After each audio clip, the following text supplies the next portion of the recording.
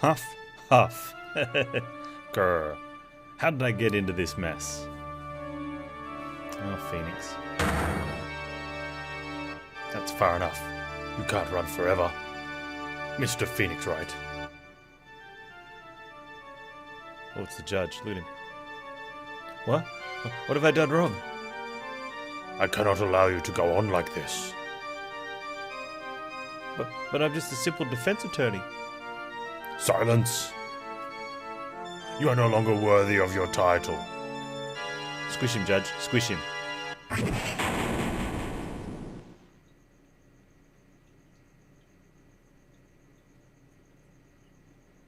I've had this dream before. Someplace, some time ago. As if this day was written into my destiny. Today I'll stand in court as a lawyer. To prove a killer innocent.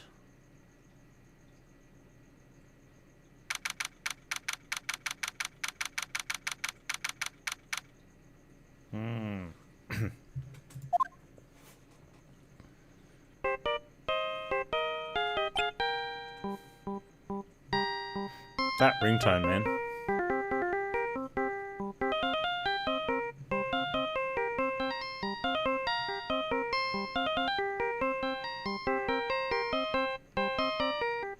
How would you ever answer the phone? Wouldn't you just be sitting there bopping away?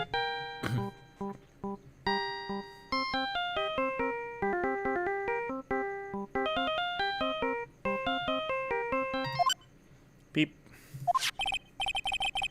Hello, this is Phoenix Wright. You don't look so well, dude. You're gonna prove me not guilty today, right? He looks so different than the evil face with the hair slicked back and the huge glass of wine. Yeah, that one. Ha ha ha ha, if you please, Mr. Lawyer. Remember, it's not just me. Your precious friend's life is riding on today's verdict too. Grr. Now listen up. You better get on guard a guilty sentence, okay? If you get that creepy slime bag and not guilty, I'll never forgive you. Ever. Wow. Phoenix. Phoenix. Mia. Just knew it had to be Mia.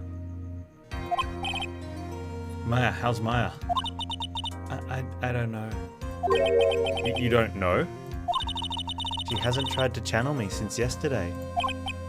Mia, what am I supposed to do? Well, like I said, for a lawyer, the worst times are when you have to force your biggest smiles. But you can't give up. There's still some hope left. Stop it, please. There's nothing left. Not here. Not anywhere.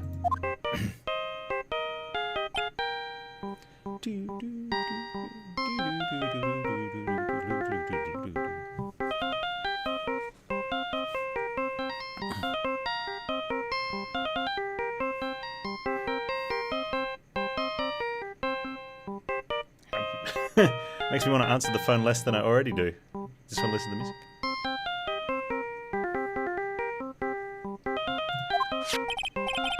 How's that accursed on guard again? Beep. Will you leave me alone? Look, don't call me anymore. I mean it. You're really mean, pal. Ah, Gumshoe, I'm really, really sorry. Where are you? They let me join the investigation team and we're chasing after the killer, pal. And you have some sort of lead? Sorry, but right now we've got 0 leads on the guy. But we're not going to give up. Gumshoe, until the trial is over. Until the verdict is handed down. We're going to do everything we can to find the killer. When you get Maya out, then you can get on guard the guilty verdict you deserve, pal. That's true, I could do that. If they found Maya first. You got that? So you have to do whatever you can to make the trial last longer. Have to make the trial last longer. If you go at Mr. Edgelord with everything you've got, then you two can draw it out. Oh, now I get it. I believe in you, pal. You and Mr. Edgelord can do it. So, believe in us. We're gonna give it all we've got, just like you. Got it. Thanks, Gumshoe. Hey, Phoenix. You understand now, don't you? You have something money will never be able to buy. Friendship. The real friends were the people we got a guilty verdict along the way? Something like that? No. It's the strongest weapon in the world, and you have it in abundance. Yeah.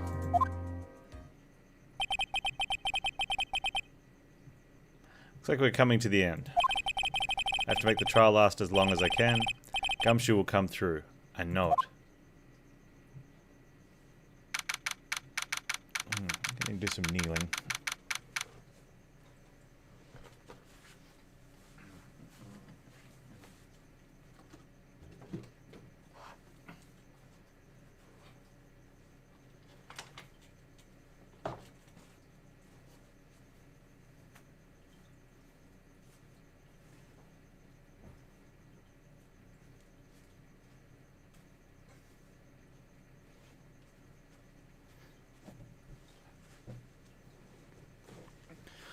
Yep.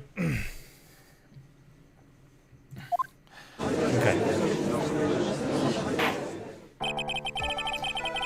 Court is now in session for the trial of Matt Arngard. The defense is ready, Your Honor. The prosecution has been ready for a while, Your Honor. Now, as I recall, we concluded yesterday's sessions with a big mystery on our hands. The mystery being what exactly was Ms. Adrian Andrews' role in this murder. That is to say, is she really connected to the crime itself? Mr. Edgelord, if you would please inform the court of today's proceedings. Adrian Andrews. She forged evidence that threw suspicion onto Mr. Arngard, and then proceeded to escape the crime scene by wearing a nickel samurai costume. The guilt of these actions are those from which she cannot escape. Then you're saying that she is guilty after all? I'm not finished, Your Honor. Miss Andrews has nothing to do with committing the actual murder. I would like to direct the court's attention to this card. What is that? It looks like a shell. This is the calling card of a certain assassin. Assassin, you say? Yes. Juan Corrida was killed by a professional assassin. And the person who hired the assassin, his client, so to speak, is Matt Arngard.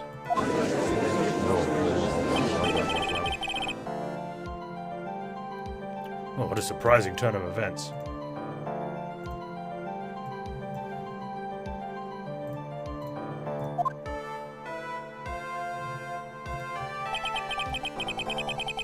I would think it's become commonplace by now, Your Honor.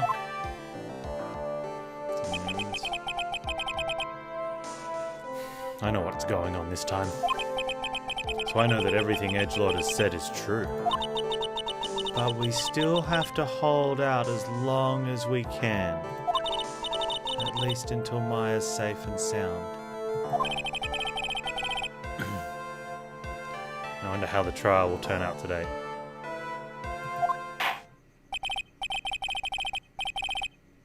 Now then, please call your first witness, Mr. Edgelord. The prosecution calls the defendant's mentor, Mr. Will Powers, to the stand.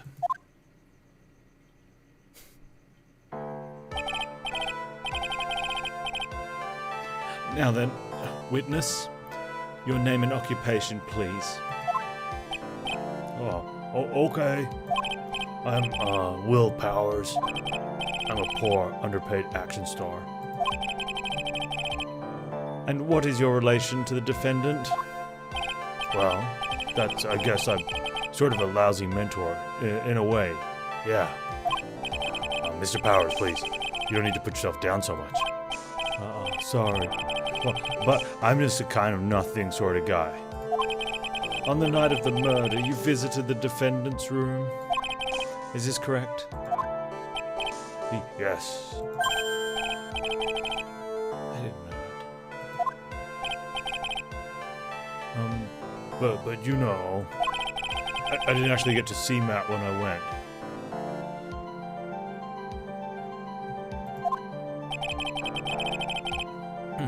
All you need to do is answer what you're asked. Now then, I would like you to please testify about when you went to Mr. Onguard's room. Hey, Mattias. Oh, okay, sure.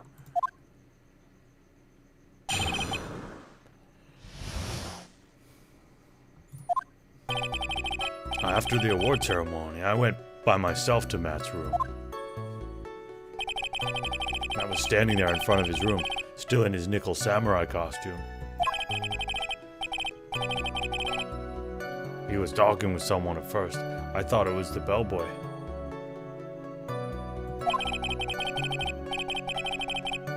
I watched the two of them for a while, then I gave up and went back. I had guests with me that night, and I couldn't make them wait for me.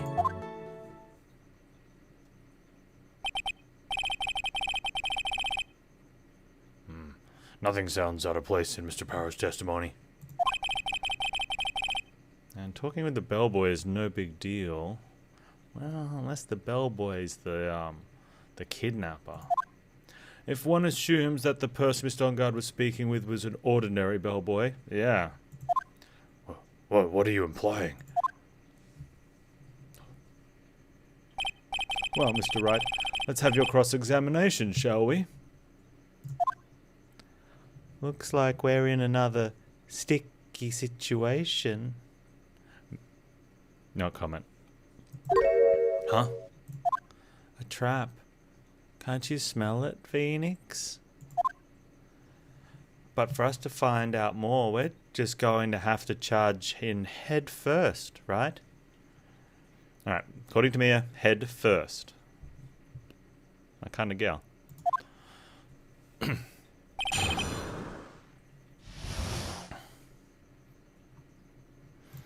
Do we just press everything to stall since it's the, we must waste as much time to drag the court case on?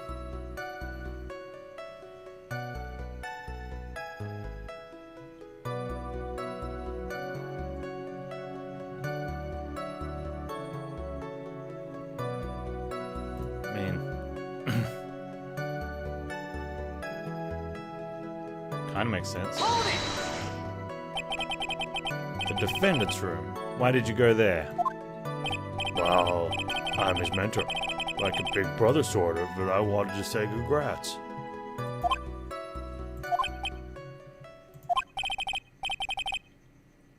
What's wrong? Why did you stop? Mr. Wright. Well, what is it?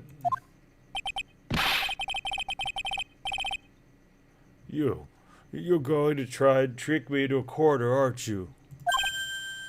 Oh man, really, dude?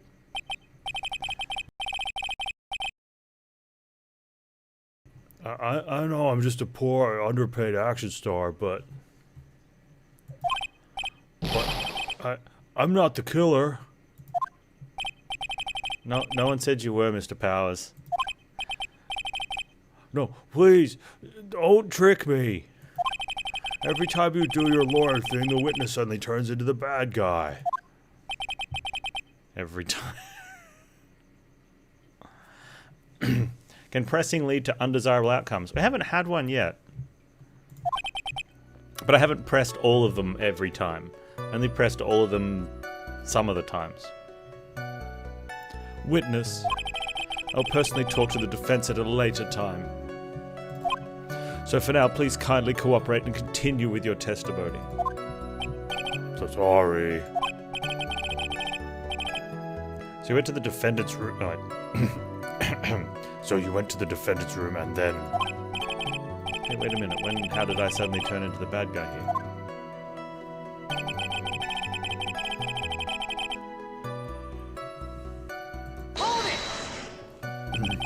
Are you sure that that was Matt on guard? Yeah, I'm sure. He wasn't wearing the Nickel Samurai mask then. If that's the case, then you really can't be mistaken. And what was the defendant doing standing in front of his own room? Talking to someone. Yeah, I thought it was the bellboy. At first. What do you mean by that? Ooh, he changed his mind.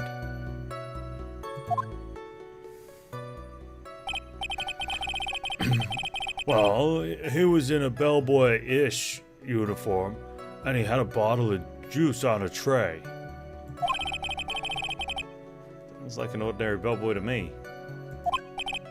Yeah, but I didn't think he was a normal bellboy. And why was that? Why do I think that, Mr. Wright? How am I supposed to know? Sorry, but I can't remember right now. Sorry. Oh, we have to wait patiently on this one.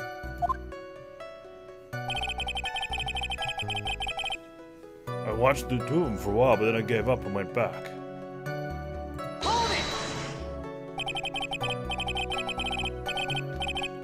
You saw the two of them, the bellboy and the defendant together, correct? Yeah, the bellboy just wanted to say congrats. Now, while you were watching the two of them, did you notice anything strange? You know, I did feel something weird. I think it was because Matt, well, he gave the bellboy a tip. A tip? That's a perfectly normal thing to do. How long did you watch the two of them? Not more than a minute or two, I think.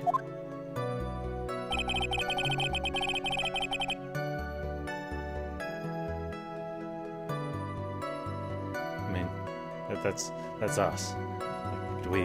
Who was your thing? It was us.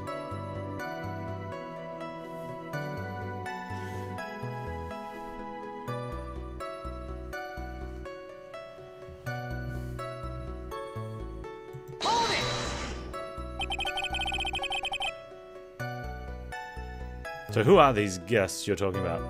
It was us, yeah. You guys, of course. You and Maya and Little Pearl. I thought it'd be really rude since I invited you guys if I disappeared on you. So I went back to my seat pretty soon after seeing Matt in the hallway.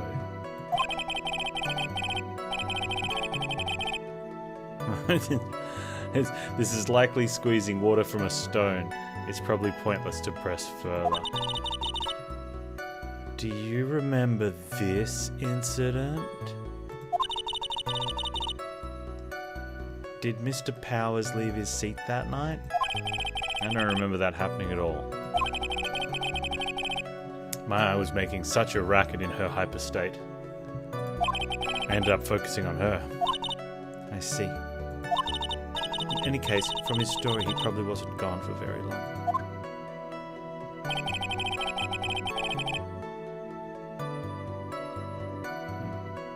After the award ceremony, I went by myself to Matt's room. I was standing there in front of his room. Oh wait, we read all this.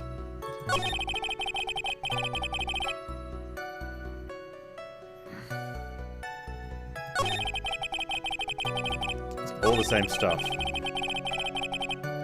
And we pressed all of them. And do we have anything to present?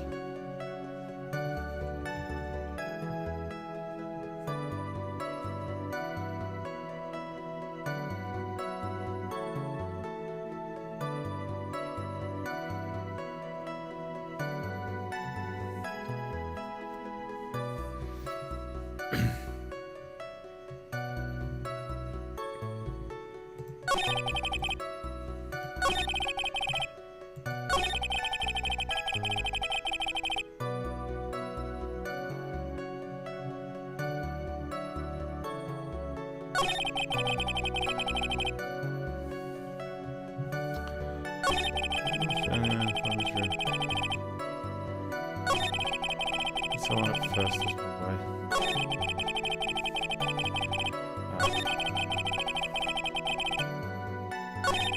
Where's the game?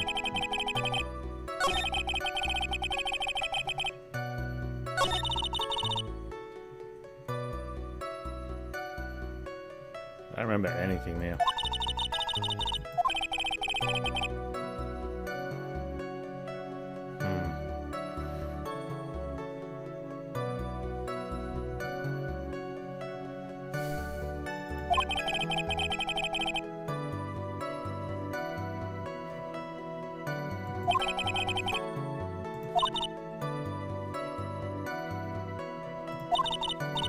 Normally when you need to press all of them, something happens along the way. Like you get to this part, they talk, and then the next part happens. But we're getting shunted back to the start. We have pressed on all of them, so we need to present something at one of them.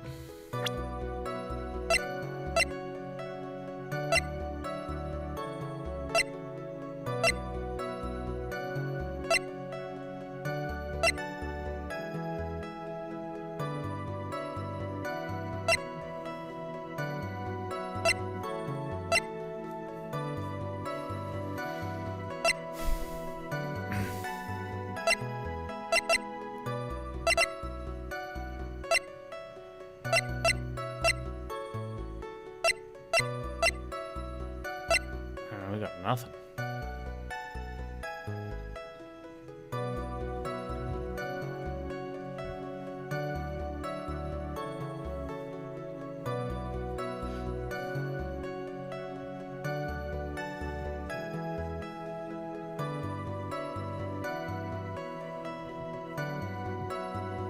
Do you remember what kind of juice the Bilbo had?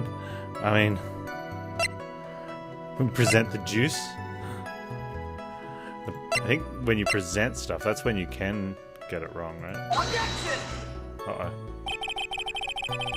Uh-oh. This evidence clearly reveals the contradiction in that statement, Your Honor. I don't think it does.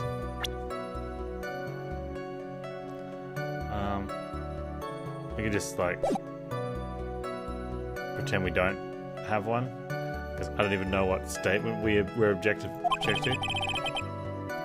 How exactly are the evidence? I didn't even present evidence. They aren't, are they? Not at all. I wonder if that's a bit of a bug, because I didn't actually pick something I backspaced out of it. Yeah, you can present people in this as well, but...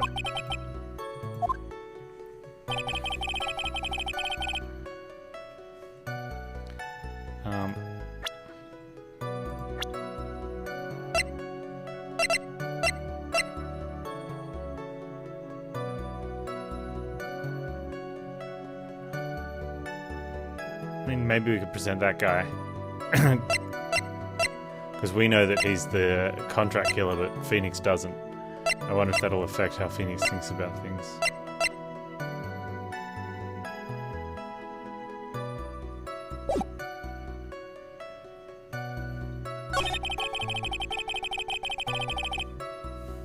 Still in his nickel samurai costume.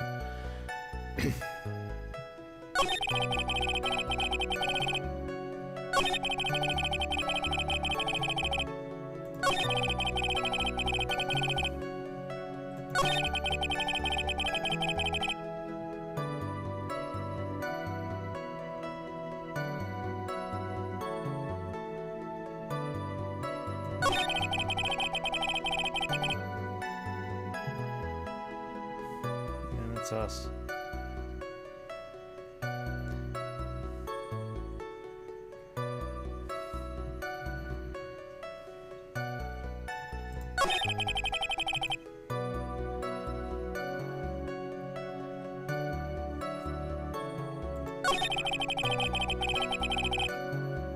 Alright, let's see if it's this guy.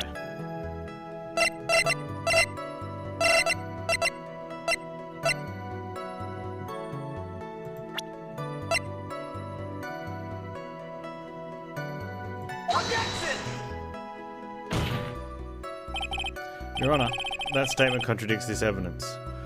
I don't think it does. We're just sort of saying, is it this guy? It does? I don't see anything contradictory. Oh, really? Objection denied. Lose more health. Gotta think before you make accusations, Mr. Wright.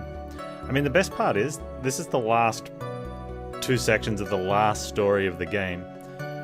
So if we fail, we can just move on to the first story of the 3rd game. You don't actually have to unlock the next bit.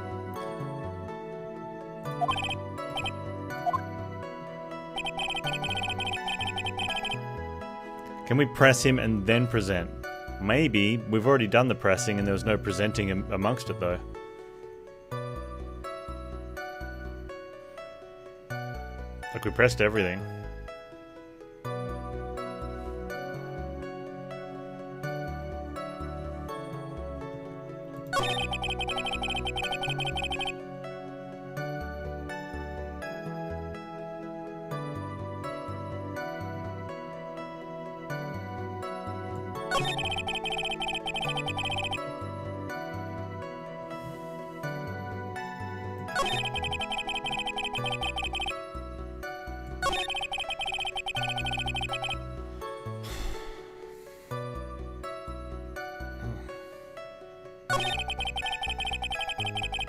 Yeah.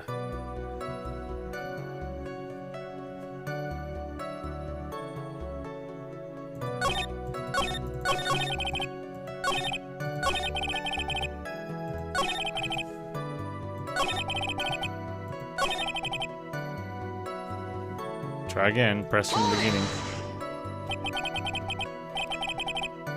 Defendant's room. Why did you go there? You already told us this.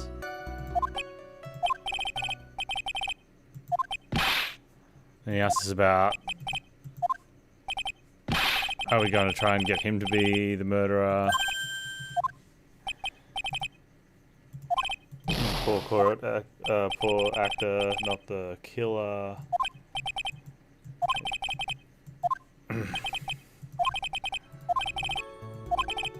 Yeah. I'm glad tells him, Edgelord tells him to get in there and ask the question.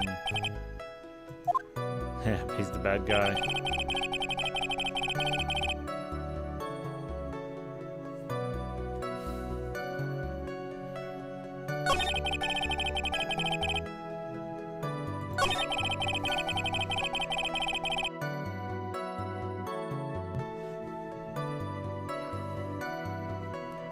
Okay, press this one again as well, I guess.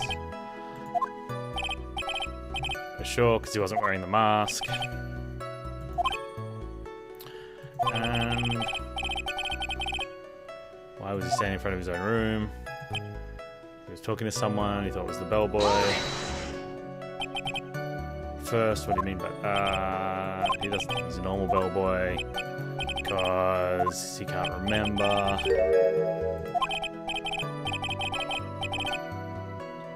Oh, look at this. Only a few minutes ago you stated. You know, I did feel something weird. So, when in doubt, press everything. And when nothing happens, just press everything again. Yay. Oh no, wait. Yeah, this is different. He told us about the tip. Could it be you felt something strange about the tip-giving incident itself?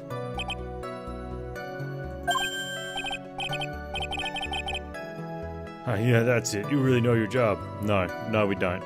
We just randomly did the exact same thing again and got a different result. Mr. Edgelord? Yes, Your Honor. This bellboy, he wasn't an ordinary one, was he? No one knows. Perhaps we should let the witness tell us. Very well. Mr. Powers, please amend your testimony. You mean about the bellboy, right?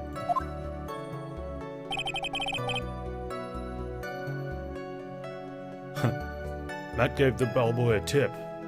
Oh look, we'll press this one now. So he gave the bellboy a tip. What's so strange about that? Oh, you see, Matt's not a poor penny pincher like me. I was trying to figure out how much it was because the tip really shocked me. How much it was? But that's when something even more surprising happened.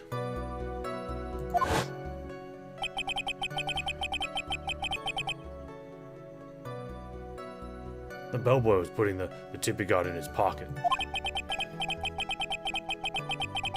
And that's when I got my first good look at the guy's face. I was really shocked. It had a zipper on it.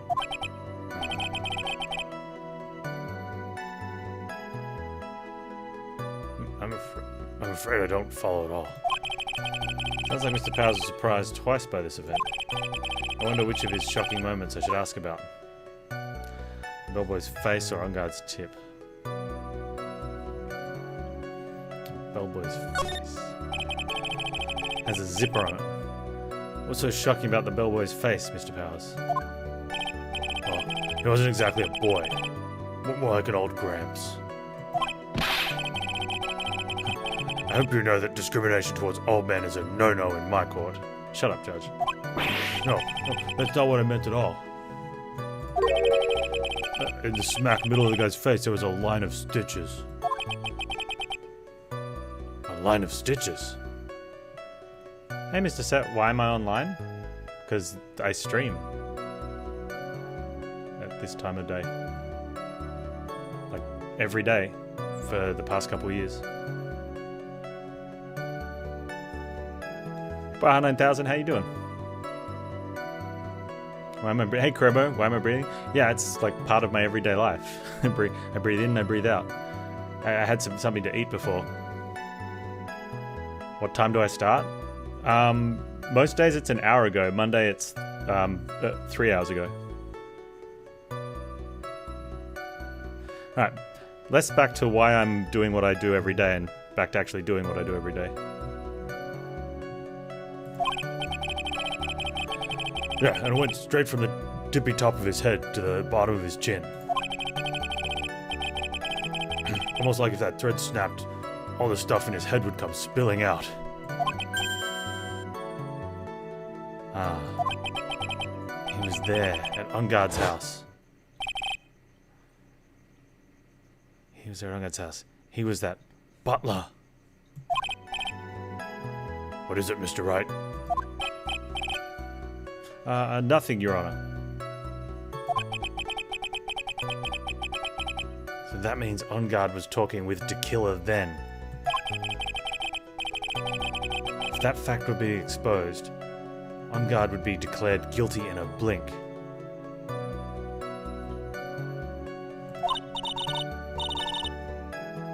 Phoenix, you have to play dumb here.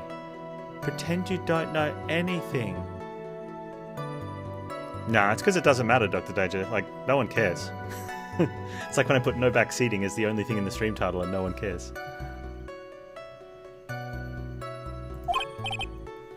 Yes, Chief.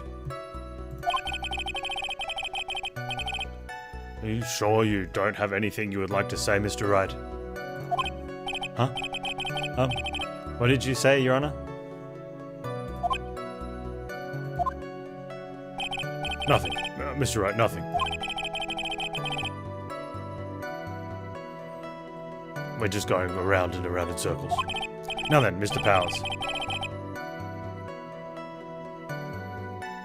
Please continue with your testimony.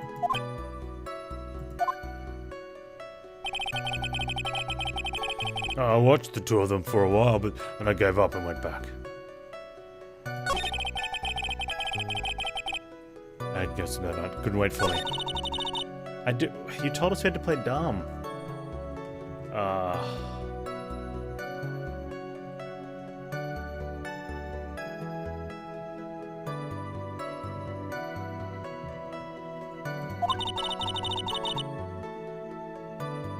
We already read this. We don't remember. Maya was making a rack. We end up focusing on her.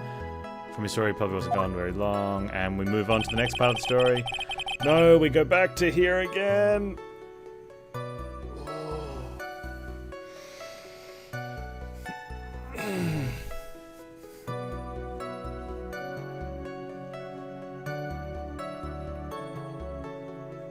That's right, Ashade. That's right. I had two. Oh, that's right. So We did one of the options. So I guess we go back to that one and do the other option. Press. What's so strange about that? He'll say something about the face or the size. We already asked about the face.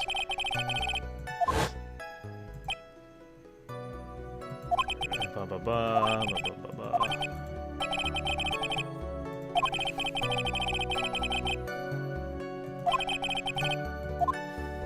God's tip. The defendant is a huge star. He can afford to give generous tips, wouldn't you agree? Sure. Well, giving him that much was maybe a little too much, I think. A little too much. Would you please clarify for the court about how much you would say the defendant gave to the bellboy? Honestly, I don't know. I can't even begin to guess. And why is that? Well, because he gave the bellboy a really, really fat roll of cash. Yeah, because like that's not going to incriminate him for paying a contract killer. Nice work, Phoenix. Eyelash in my eye, I think. Ah, well, how interesting. That certainly was a very generous tip, wasn't it? Yeah, but it was just the tip. And it was a very fat roll of a tip. That can hardly be called tip, Your Honor. You're not saying it was the shaft as well, are you?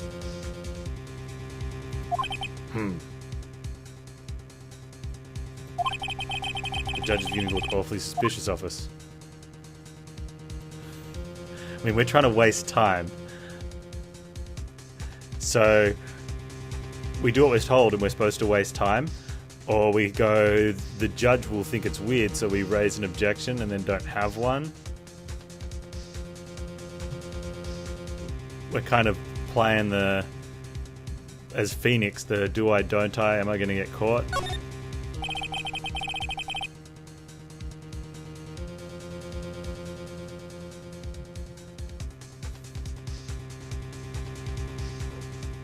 There's nothing I can really object to here. I mean, who can argue that a fat roll of money isn't really odd?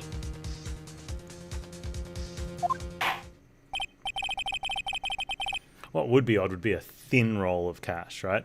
Like someone gets a single $5 note or something and rolls that up like a cigarette and then gives that to someone. That's odd. Like, that's just strange. You don't do that. Fold it in half. Maybe fold it in half again. Not into a square, right? Into like a long rectangle, you know? That's you know... You know, that, you know, oh, then roll it into a square and then palm it and do the handshake. You know, the really cool guy handshake where you tuck it into your thumb and I don't know, yeah, and then it disappears and it's like so smooth it never happened. The bellboy doesn't even look at it. They just like tuck it in their pocket and nod. That's how you do it. That's not suspicious. That's cool. But yeah. Anyway, we rolled up a fat roll of cash, apparently. That was not a... supposing that roll of cash was not a tip. You don't get to suppose. You're not a lawyer. Then what was it? He was buying drugs. Drugs, Your Honor. Wait, is he going to get in trouble? Is our client going to get in trouble if we say he was buying drugs?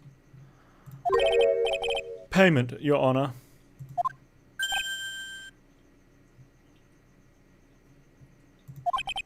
Payment?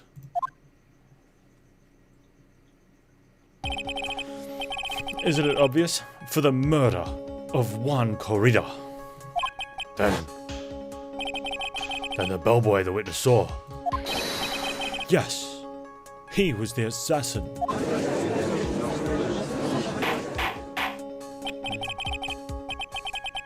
Hold your horses now. Mr. Edgelord, you don't have any proof of this, do you? Have I ever been unprepared to support my claims? Yeah, all the time, actually. Quite. I have here the card Shelley de Killer left at the scene of the crime. Shelley de Killer. He's the person the police's special investigations team has been chasing for ages. Because they're largely useless.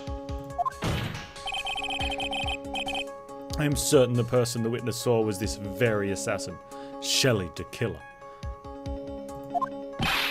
Really? What's wrong, Mr. Powers? No, nothing. So, something just clicked in my head and I think I just figured something out. Oh? Actually, I saw that bellboy again later on that night. What? So did you, Phoenix. Oh no, Phoenix wasn't there? Was Phoenix not there? Is that why Phoenix wasn't piecing it together? I can't remember now. Mr. Powers, please testify. Tell us what you saw. Yeah, yes, sir. Right away.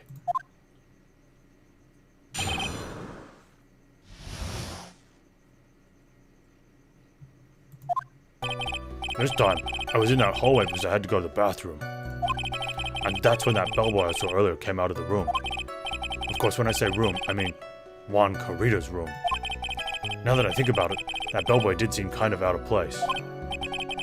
Yeah, so he had to be the assassin, I'm sure of it. I mean... Thank you very much. That is all we need for now. Huh? But I'm not done. There's still more. Let us first establish the bellboy was truly Mr. the Killer. Then, shall we? Yeah, the Phoenix... I'm pretty sure Phoenix saw the bellboy with the face thing, right? And then saw him again as the butler and didn't know why. Like, because you would remember someone that has stitches running up and down the middle of the face. Kind of something you don't see on a regular basis, and it's right there on their face.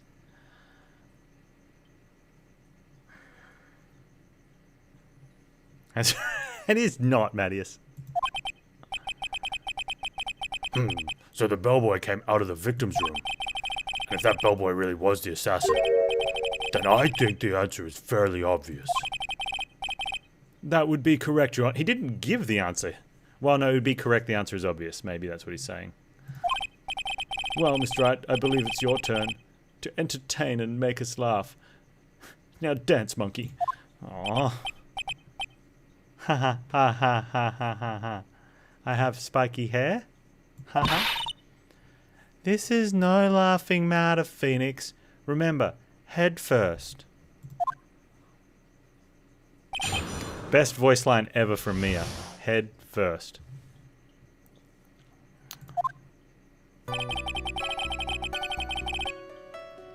This time, I was in a hole. We know all these ones, right? He had to go to the bathroom. Do we press him on why he needed to go to the bathroom? Seems a little silly.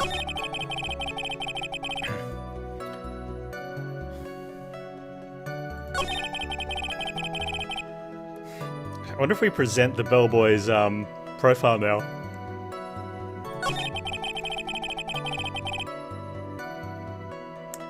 The bellboy did seem kind of out of place. That's an opinion, right?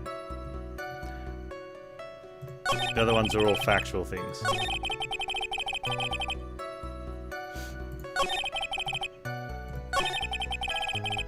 Yeah, I was in the hallway, saw a bellboy come out of the room. I mean, it was Juan Carita's room. He seemed out of place. Why do you think he was out of place?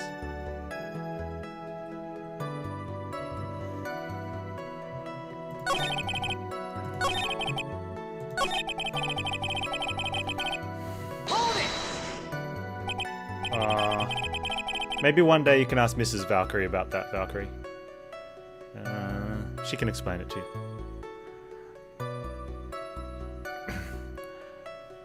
So what exactly was so out of place about him? That's what I was thinking. Right. Alright. Oh wait, that's different. Why the insipid grin?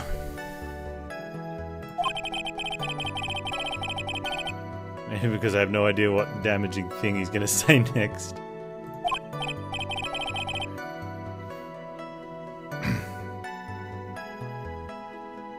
Oh, well, the bellboy was empty-handed.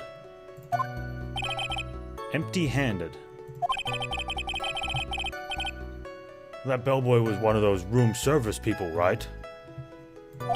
But he wasn't pushing a cart, and he wasn't holding a tray either. Maybe he's just dropping off a bottle of champagne, and he might have just been holding the bucket. You know, like they have the bucket of ice for a bottle of champagne. If you're just taking one of those, you wouldn't need a cart. Maybe a tray? I don't know. But if you took the tray, you'd probably put the tray with the bucket down on the table. Or the bucket would go in one of those stands. And then you'd put the tray with the glasses on the table, and then you'd walk out with nothing.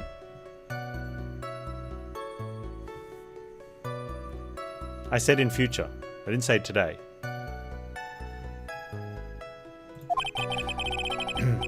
You'd call that a little strange too, wouldn't you? I agree. That is quite a bit strange. Mr. Powers. But is it really... That's what I'm thinking. Is it really that unusual? Could have been dropping off a towel. Could have been taking some fresh toilet paper.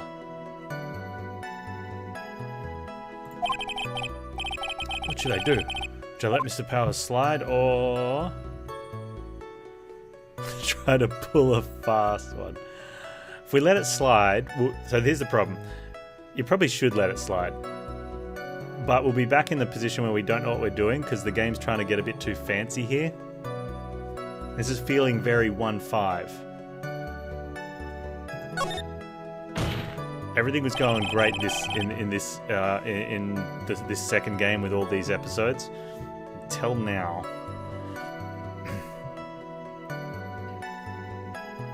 Yeah, you know, maybe Bellboy had a thing for Mr. Wan. You know, you know, it's nothing strange or unusual about an empty-handed bellboy. But there really is. There really isn't. Objection! If you two are done being school children, bellboys are for room service. There is no reason for them to be empty-handed, ever. Your Honor, I ask that the witness' previous statement be supplanted with this new one. Supplanted. Chili, do you need to go outside?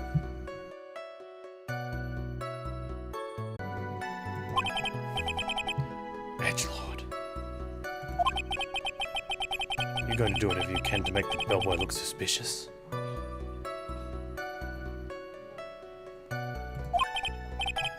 I see. Very well. This court recognizes and grants the prosecution's request. Mr. Powers, if you could amend your testimony, please. Yes, sir.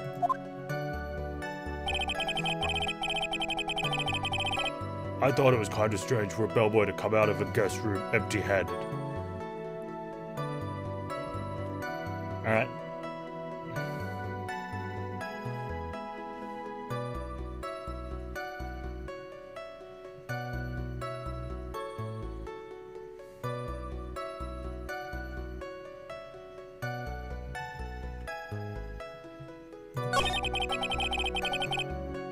So he had to be the assassin, I'm sure of it.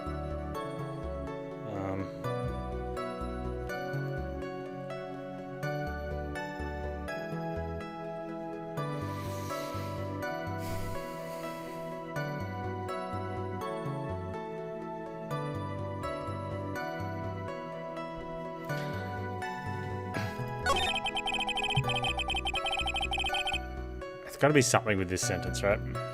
Because it's the new one. And we had all of them, so now we're just working with the new ones. Hold it!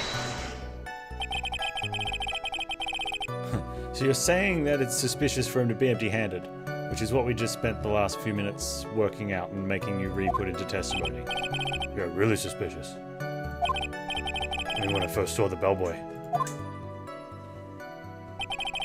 he was holding a tray in his hand. And there was a bottle of juice and wine glass on it. Juice, hey? What kind of juice was it? I'm pretty sure it was tomato juice. If we could come up with some sort of reason as to why he would have come out empty-handed. Some sort of proof. But I think we can dodge the bullet on this one for now. Phoenix. Proof, huh? Sounds like another job for the court record. Gee, why don't you lay it out for me?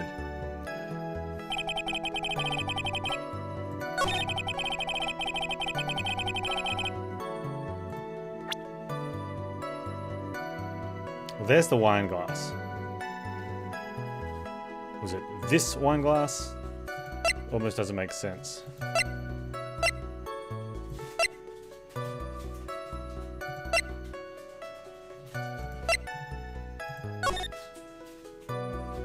There's the tray. So that shows why he's empty-handed, because he put the tray with the bottle and the wine glass on the table and walked out. And it could be before the murder.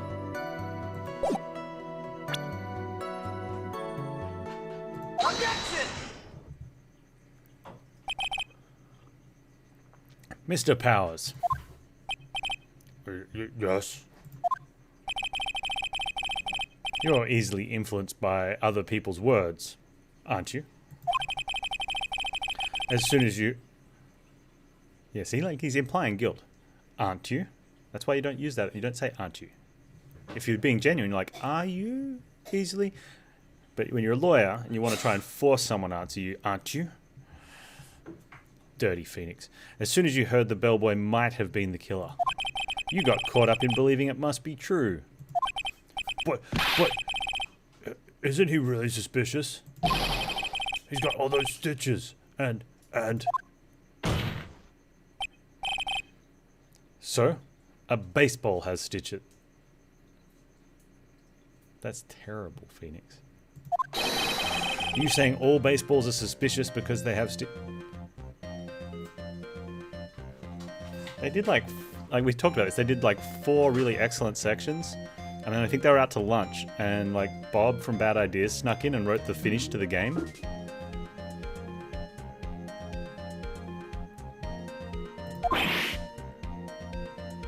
Goal.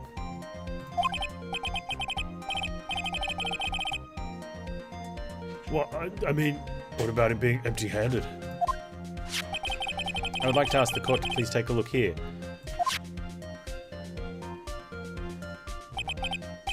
This is the crime scene. Oh, this is the judge. This is the crime scene. Hey, Cookies, how you doing? There's a wine glass sitting next to Mr. Kurita's body. Liquid inside this glass is tomato juice. And now if you would look at what is on your top of the table in the lower right corner here. Anyone can clearly see that it is a tray with a bottle of tomato juice on it. The bellboy had just brought this to Mr. Kurita's room. He left the tray in the room, which is why he was empty-handed when he left. But that would mean that the bellboy had seen and left a dead body in the room. Well, what if the murder hadn't taken place yet? But can you prove that Mr. Kurita was already dead at that time? Mr. Edgelord. Yes. I blame you for leading me down this route. I'm terribly sorry. What is with him? Why is he laughing? Because we're stalling, Phoenix. Did you forget what the plan for the day was? Witness, isn't there one more thing you would like to share with us? Is there?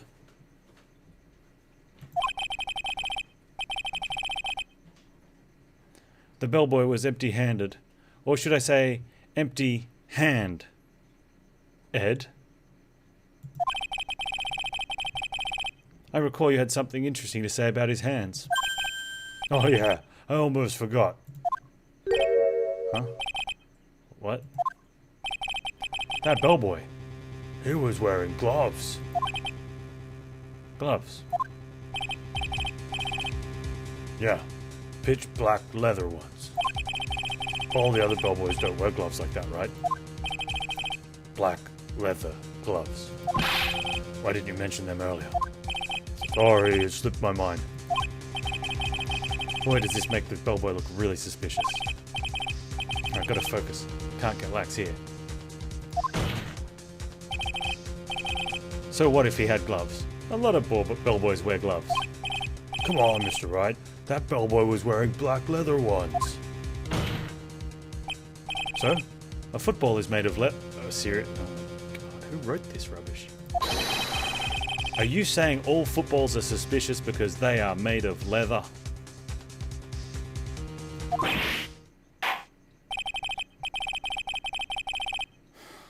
But that man, he received a large roll of cash from the defendant. And then he was seen leaving the crime scene wearing black leather gloves. I don't think that even one like myself can believe he was just another bellboy. It seems we have finally come to an understanding. Now then, witness, please continue with the rest of your testimony. The rest? Oh yes, please, tell us more. Okay. That's smart. Yeah. I'm winning.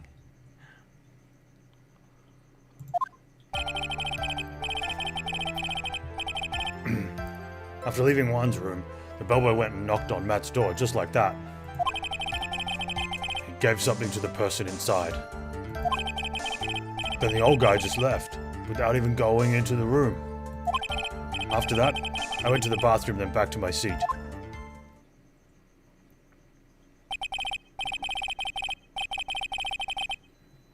So the bellboy, after leaving the crime scene next, went to the defendant's room. Yeah, I kind of saw all that by accident. Some accident. I'd say you saw too much. And all of it was suspicious to high heaven. I think it's safe to say we can no longer consider this bellboy to be normal. Now then, let's get started, shall we? Mr. Wright, a cross-examination, please. Yes, Your Honor.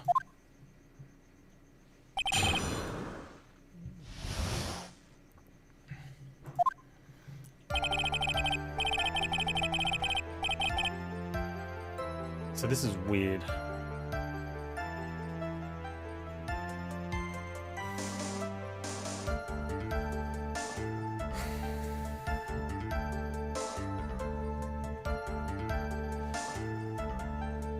We have to not incriminate the person that we're trying to catch while finding the right one to make the day stall when time doesn't actually go by stalling but by finding the right action that stalls.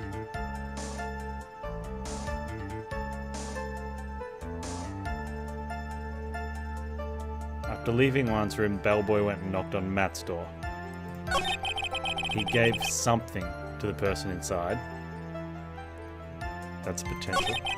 The old guy left without going in the room. After that, he went to the bathroom, back into my seat. That's irrelevant. We don't know. So this is the only one that gives us a hint. Hold it! I said, hold it. And then I said, hold it. And then I said, what are you...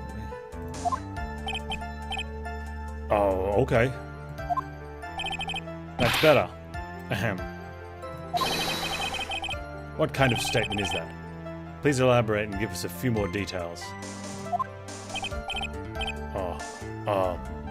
Okay. I should probably ask him only one question at a time. Oh, man. Don't ask anything. Ask about the... Don't ask anything. Ask about the... Well, normally I'd be asking about the something, but... That might... Well, he's not going to know about the person inside. Maybe he'll know about the something. But do we want him to actually tell us about the something, or are we trying to stall? In which case, then, asking about the person inside might give us... Well, would normally in the real world would give us a response, and then we could ask about the something. But in Nintendo Land, I don't think it does anything. I don't know, like, it makes no sense. If it goes back to the beginning, we just have to remember to press again and then ask the second question. So who took this something off the bellboy handed off? Actually, I don't know. What do you mean? I'm sorry, but I only saw the person's arm. Only an arm. Only an arm. Then you're saying you didn't see the person's face?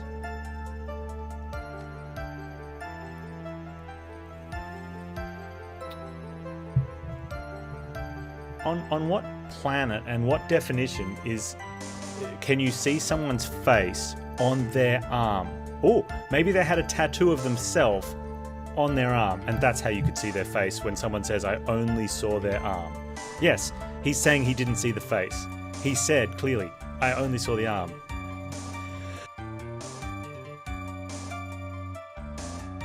It could be Steve-O, but that's on his back.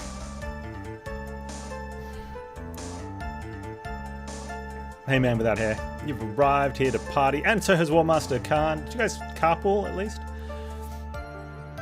So we left last week's Phoenix Wright in the best state of our Phoenix Wright game playing existence, because this case was amazing, and it has done a 180-degree backflip into Stupidsville.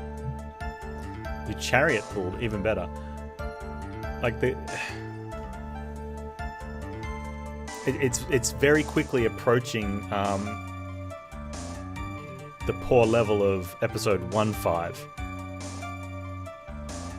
And like 1.5, I won't care if I don't finish it, because we can just move on to the first one of the next game. You don't have to unlock it.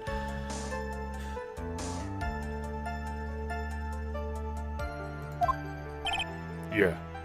He agrees with me. Well, it was Mr. Unguard's room, correct? So it could have only been Mr. Unguard himself, I'd say. That's because you're an idiot. And then, what did the bellboy do after that? Also, after he gave the person inside the room the thing. Alright, so then we're going to go back and we'll press the statement again and say the exact same thing. I said hold it! Yes, we already know. We went through this last time, and we're going to do it again. That's better.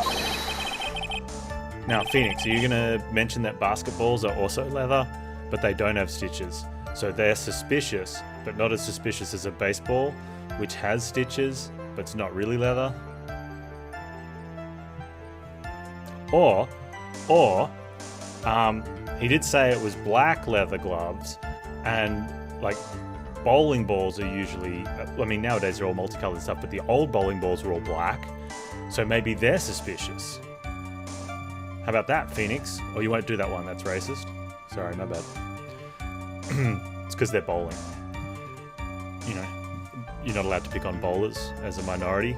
But batsmen, you can go after the batsmen, just not the bowlers.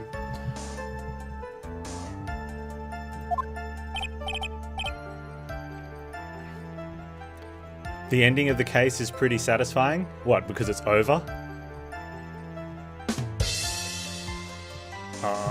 Okay.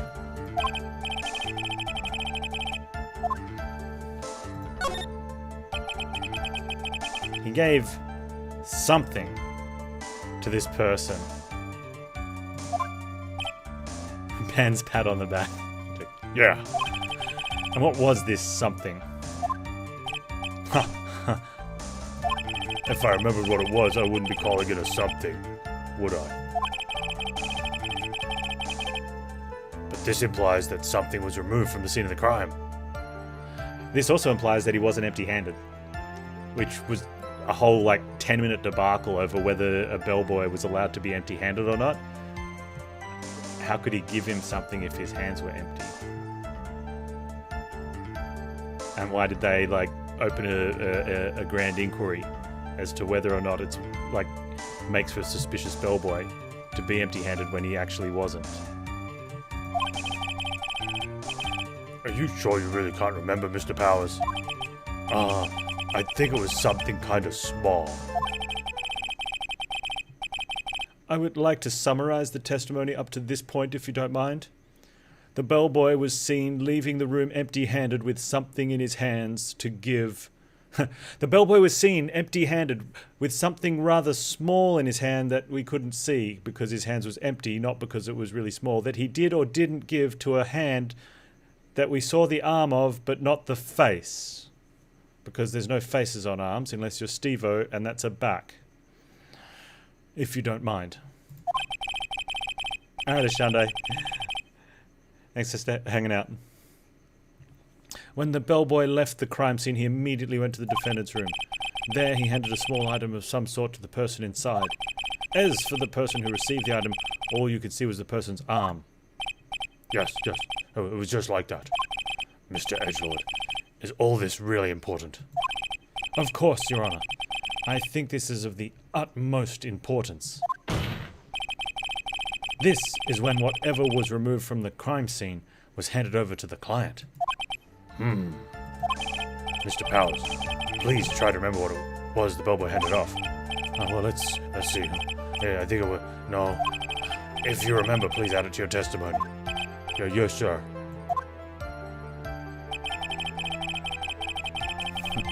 If I saw it again, I could say for sure. But I think it was some sort of wooden statue.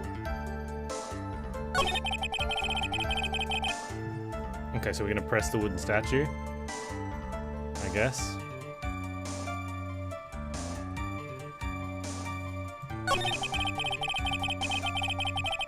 Because that's been what we do. Whenever he says something new, we just press that. A statue. Oh, maybe it's the clock. Remember the clock from the first, story? Except he won't know it's a clock. And it won't tell the time because it's had its batteries ripped out. Yeah, kind of looked like one, I guess. You know, the thinker dude. If I saw the actual thing again, I'd probably remember. You know. Looks like for this child to proceed, I'm going to have to come up with whatever this statue thing is and show it to him. Bum bum bum. You're going to have to trust your instinct on this one and take a chance, Phoenix. Oh, dude. Man Without Hair and War Master Khan, you missed it out. Mia was very, very specific that you must go into it head first. Okay? Before proceeding.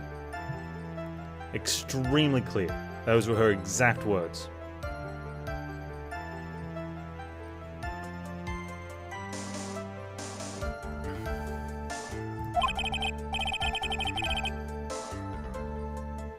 She wasn't sure where to go after that, which means she's giving you an option.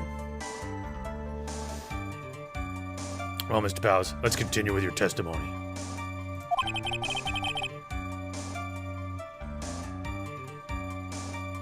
That crazy Mia. I mean, What did the bellboy do after that?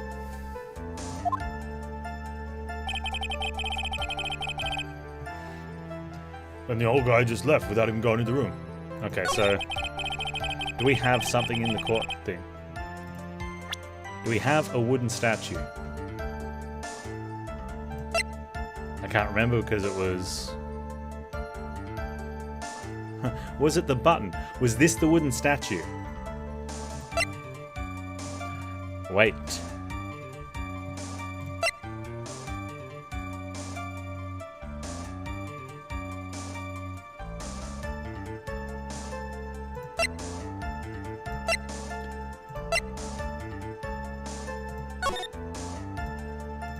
That one.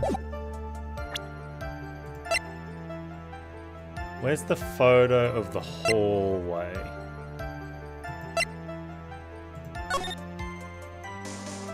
Not that one. Wasn't there a photo? Maybe we've lost it out of our thing already. I thought there was a photo showing the oh, maybe no, we were just looking at it. I wonder if this is the figurine, the little bear.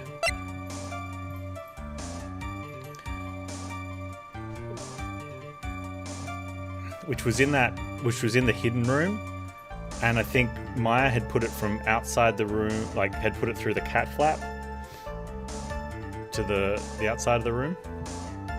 Objection!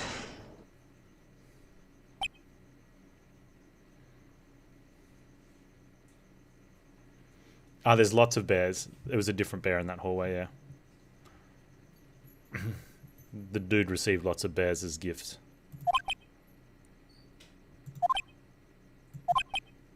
It's not this bear. What was the point of that pregnant pause? Where did that objection come from? Well, speak up. It was me, Your Honor. What is it, Phoenix? I have a feeling that something bad is going to happen once I show this. Mr. Wright, if you have something to say, please spit it out. Yes, Your Honor. Okay, Phoenix, deep breath.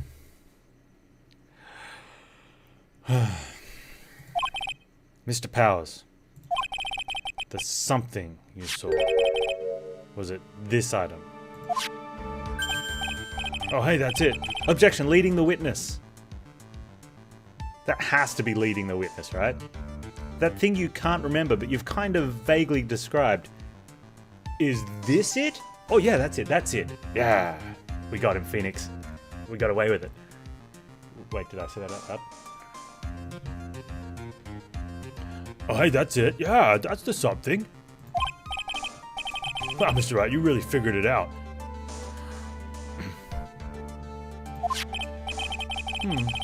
I recall we found this at Matt on Guard's mansion. At the defendant's house?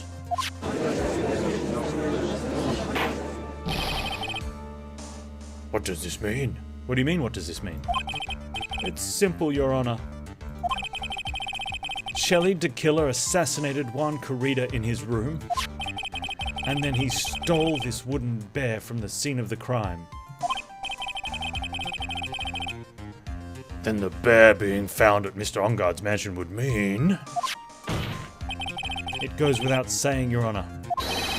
Mr. Matt on Guard is the killer's client.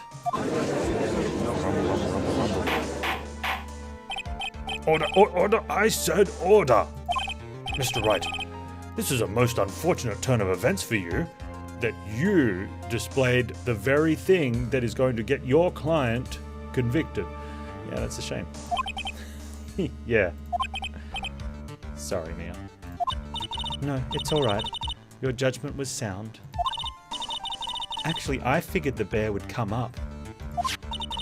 If not now, it would have later on.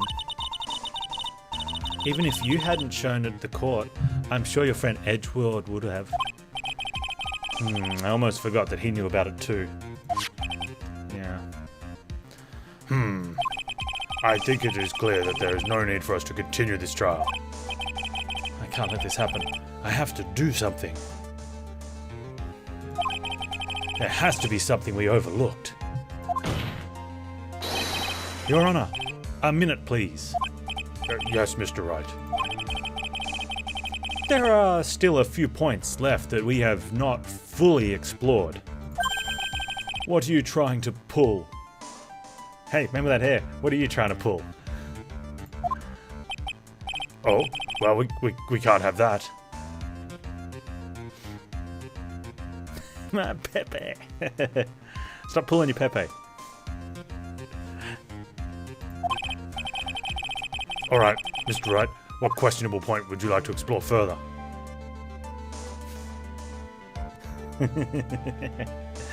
He's just pulling your Pepe, nice.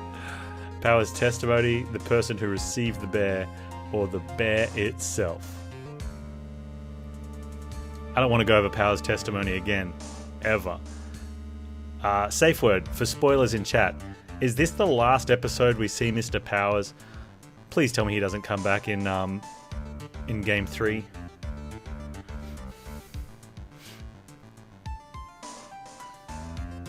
It's a shame, because I liked him in Samurai Steel 1. I just don't, yeah, after this recent 30 minutes, I don't want to speak to him ever again. The person who received the bear.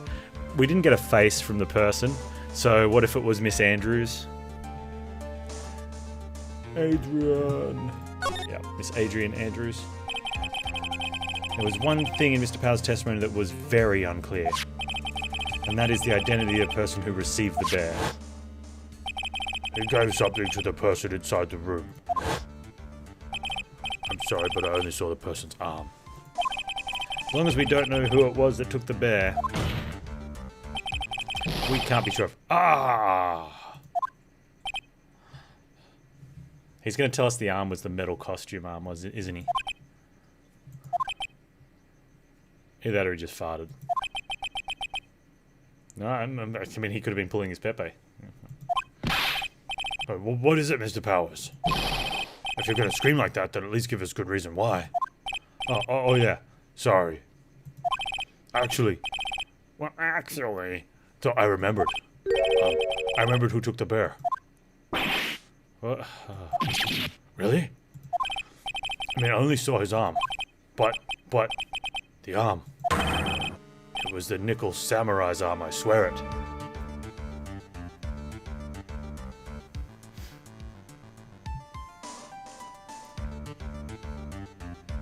Where's the stitches? Where's the stitches? Oh, game artist.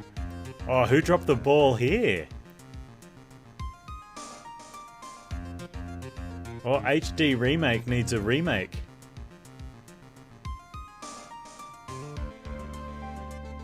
This is clearly not Shelley the Killer.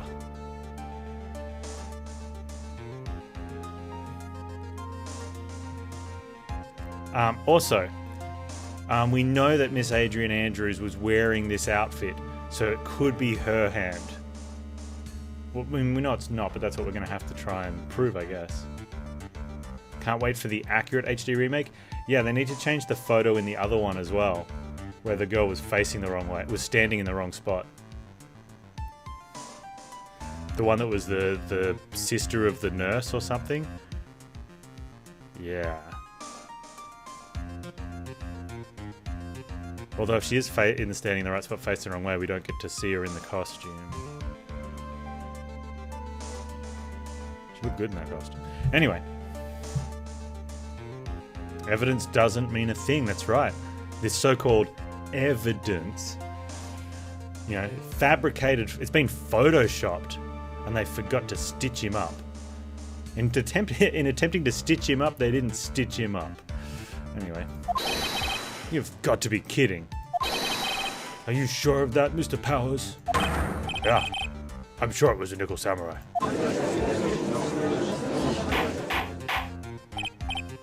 The whole system is rigged like it's some sort of make-believe justice system.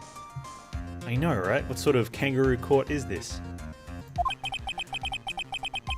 It looks like you've dug your own grave. Yet again, Mr. Powers.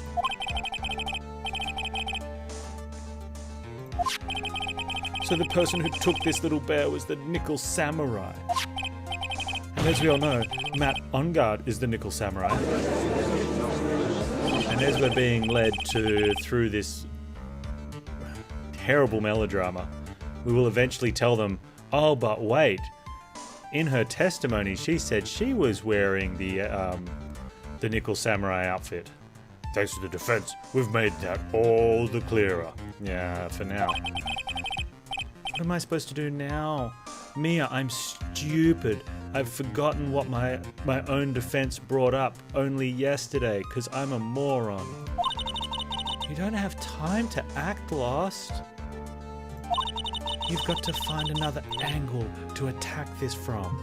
Hurry. Oh, I get it. It was Bring Your Kids to Work Day when they wrote this act. That's got to be it. Your Honor. Again, Mr. Wright? We've already removed any and all questionable areas of this testimony. It's about time you were removed from this court, Mr. Wright. I love how I do like how Edgelord, he knows that we're deliberately stalling, and he's in on it with us.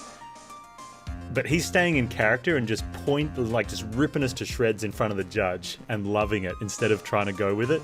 He's like, look, I'm going to get my jabs in. And meanwhile, we've got to suck it up and pretend to be an idiot. Except I think Phoenix is actually playing his part naturally. So there's no pretending to be an idiot. He's just, going with it. There are still questions left unanswered. What are you trying to... Man with that hair. What are you trying to pull? Oh, well, we can't have that. All right, Mr. Wright, what questionable point would you like to explore further? He's pulling his Pepe.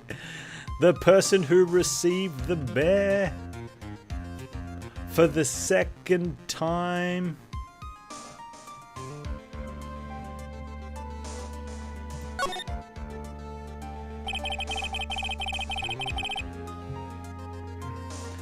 There was one thing in Mr. Power's testimony that was very unclear, and that is the identity of the person who received the bear. He gave something to the person inside the room. I'm sorry, but I only saw the person's arm. As long as we don't know who it was that took the bear. can't be sure of. Wait, is he doing this again? Are we going through the entire script again for this? What is it, Mr. Powers? If you're going to scream like that for the second time, at least give us good reason why.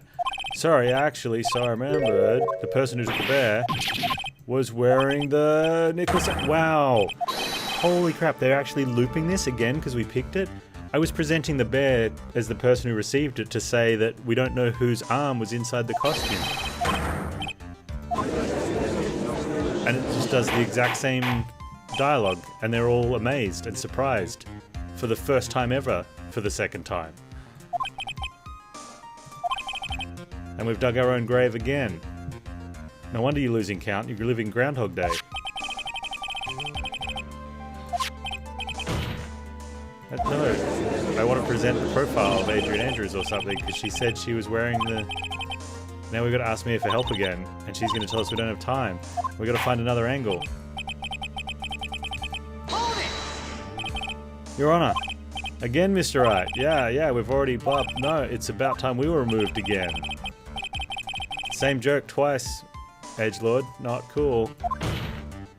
I guess we answer a different question. What are we trying to pull again? How many times in one act can you pull your Pepe? So I guess we must by default pick the bear itself, but we don't know why. Why is the bear itself important? I think it's fairly obvious that the bear itself is very questionable.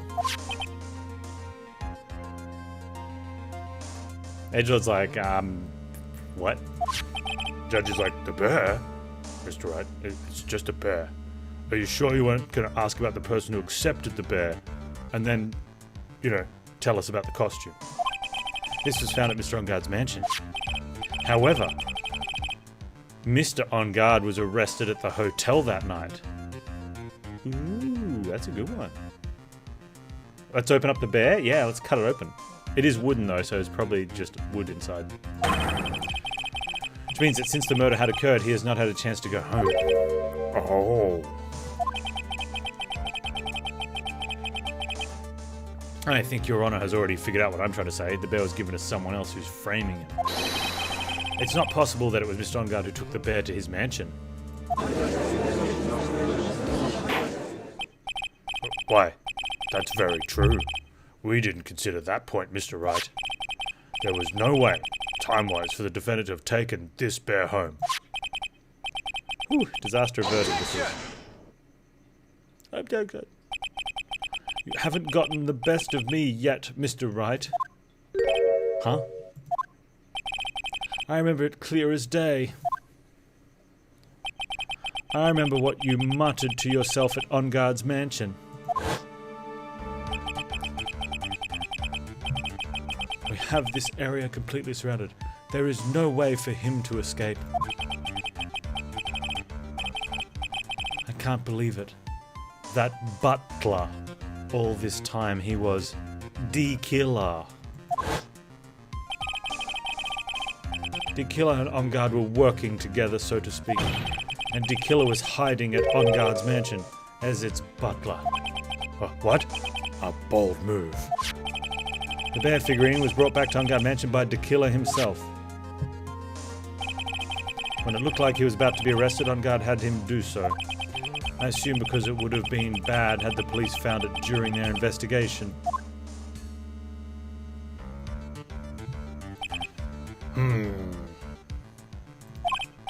Well, Mr. Wright, you've been quiet for a while now. 2 sentences.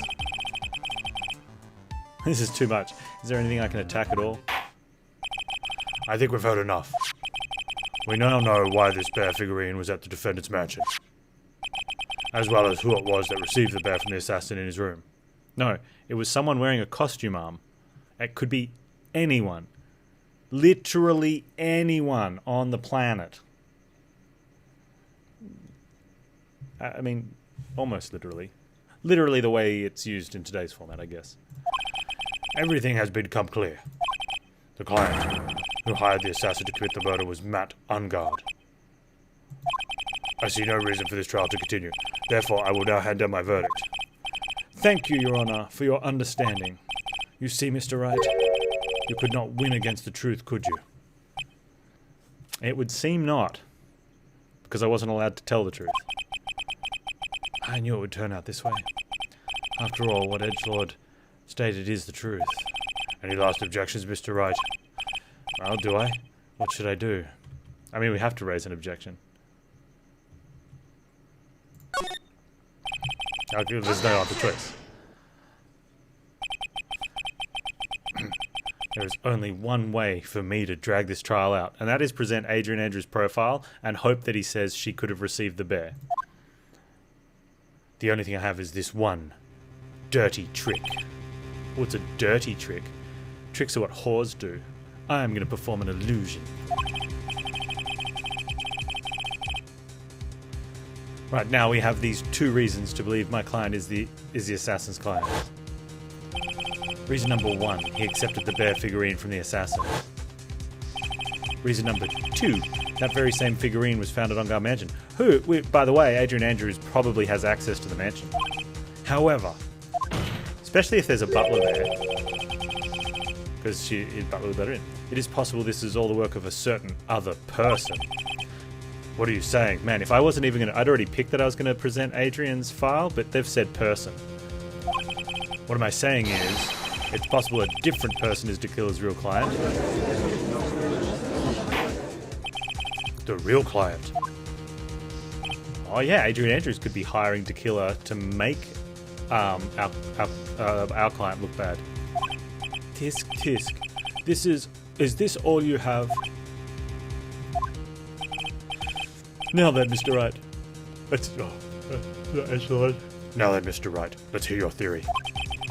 Who do you say is Tequila's real client and therefore the real murderer? Well, if we look at profiles, it's not going to be any one of these people. And she's already dead. And he is the killer. There is only one profile that could even become close to making sense. Adrian Andrews. Yes, we already know that she tried to frame Matt on guard for the crime by wearing a spare nickel samurai costume. Ah, then the nickel samurai's arm that I saw. That could have very well been Miss Andrews. But what about Mr. On Guard? If you would please recall yesterday's testimony. The defendant was taking a nap during the break period. That's right. Then, finding his figure at Mr. On Guard's mansion? It was a well-laid trap set by Miss Andrews. Mr. Edgelord, what is your opinion of this? I can't even begin to count the flaws in the defense's logic. Because you don't even have one. Besides, which there is no evidence to support it. However, I can't fully discount its possibility either.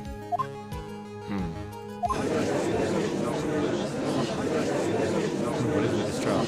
Anyone can tell me. Anyone can tell I'm going to do that. Can't believe. Rubble. This is to save Maya. This is to save Maya. This is to save Maya. You shall not pass.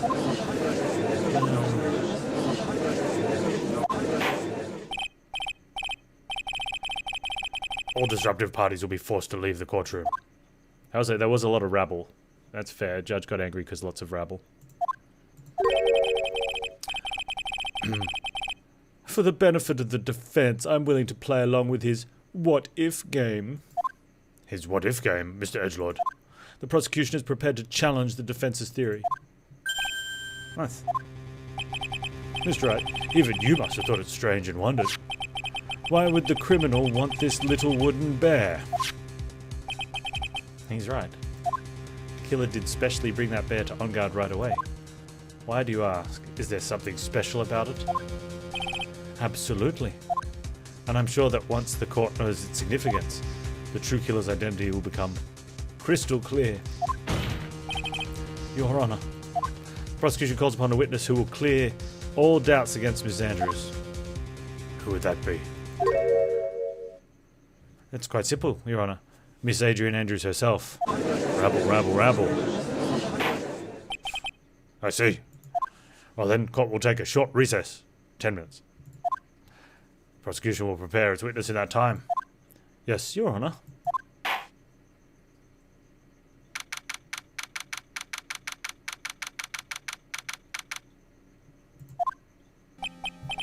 Ha ha ha. Oh, I knew it was a good idea to hold her hostage. Don't you agree, Mr. Lawyer? But I never thought in your desperation you'd try to pin the guilt onto Adrian. I swear this demon will pay. Mr. Nick. Pearls, where's Mia? I don't know. A really strong power suddenly called her away. A really strong power? Well, we know it's not Maya. Sorry, Maya, but...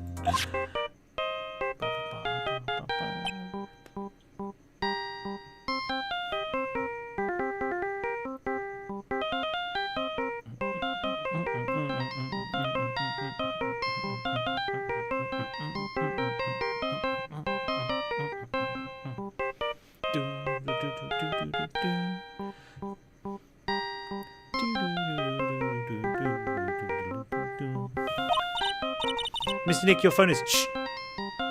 It's ringing. Don't ruin the ringtone. Kids. Man, kids.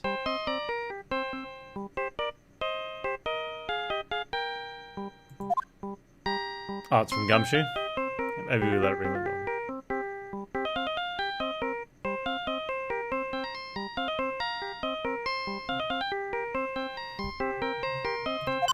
Beep. How's it going? Have you been hanging in there, pal? Your phone was ringing for a long time. Yeah, sort of. We just barely found something to latch onto. Oh, that's good, pal. What about you? Anything yet? We found out where the killer and Maya are. Oh, well, we still don't have any leads, but... What? We don't have any more time. We just had one. Even a single clue would be really helpful. I was only able to come this far because I kept thinking to myself, I've got to keep the trial going till Maya's been rescued. But I've just run out of luck this time. It's all our hope for naught. A tent. Huh? A tent?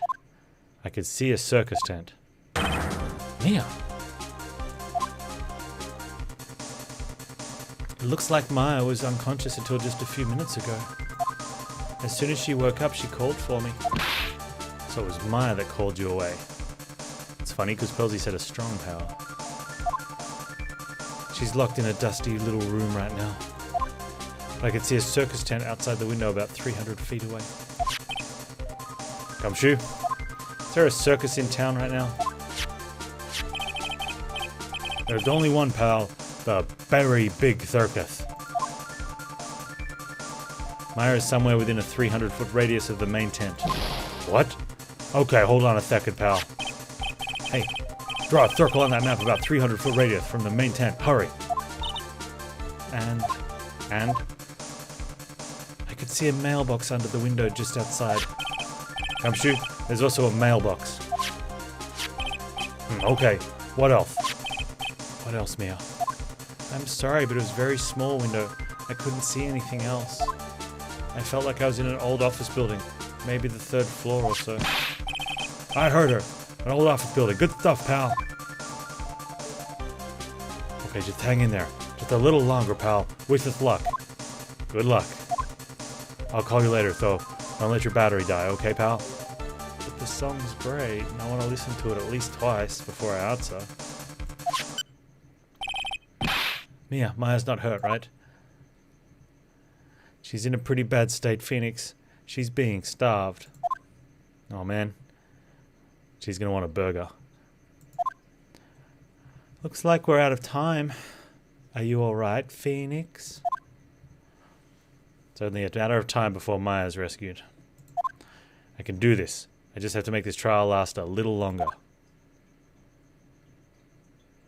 Phoenix is always having trouble making it last longer.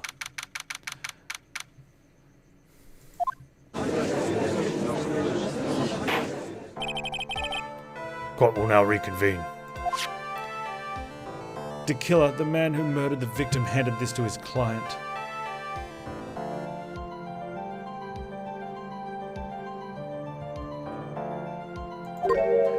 From this, one obvious question arises. Why this particular item? I believe the answer to that question will provide us with the name of the real culprit. Now then, prosecution calls the defendant's manager, Adrian Andrews, to the stand.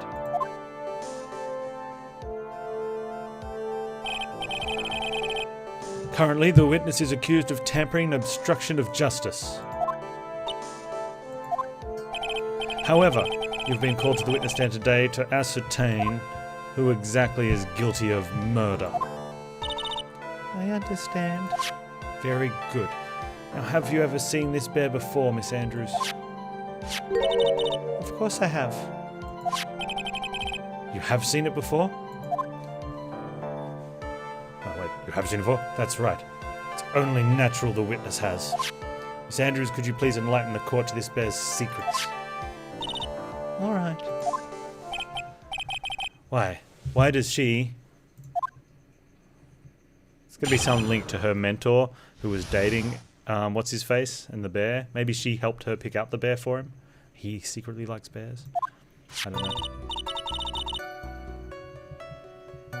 Actually, this is an elaborate puzzle. It's a Rubik's bear. Is that what it is? If you know the correct order, it can be taken apart one piece at a time. At its center is a small cavity with just enough room to store a small item. Because of its complexity, if you don't know the order, you can't open the bear. You really can't tell that it's a small jewelry box. That is the strangest spelling of jewelry I've ever seen. Just by looking at it.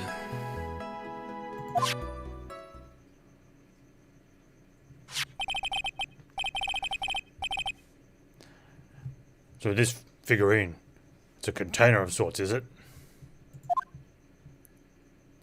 Yes, looks can be deceiving, wouldn't you agree? Yes, this is superb craftsmanship. Jewellery.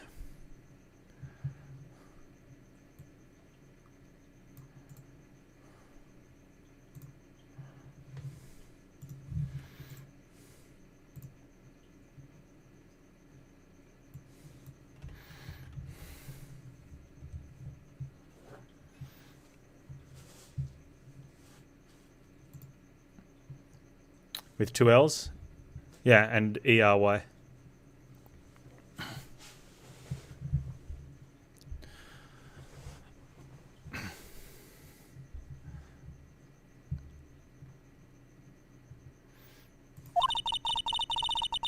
It looks like there really was something to that bear after all.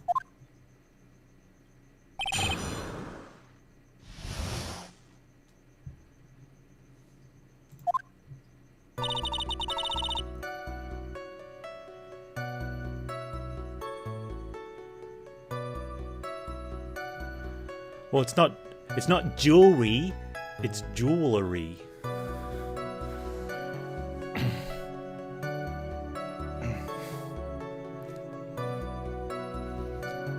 It's like the AA things you put to power up something. It's not a battery, it's a battery. And it's not a library, it's a library. Yeah, a jewel goes in jewellery.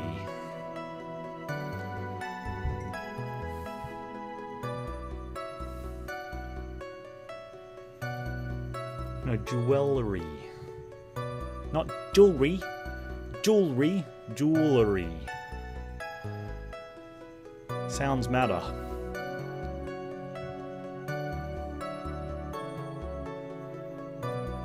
Actually, this is an elaborate puzzle. If you know the correct order, it can be taken up. Yeah. Brits and their God dang it, Brits and their silly spelling of their language.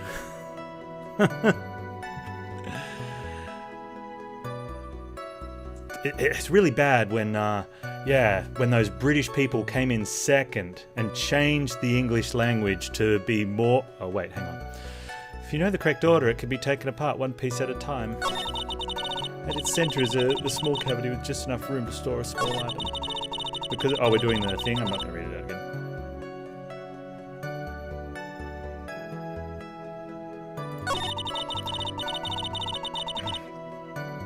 What are we pressing at?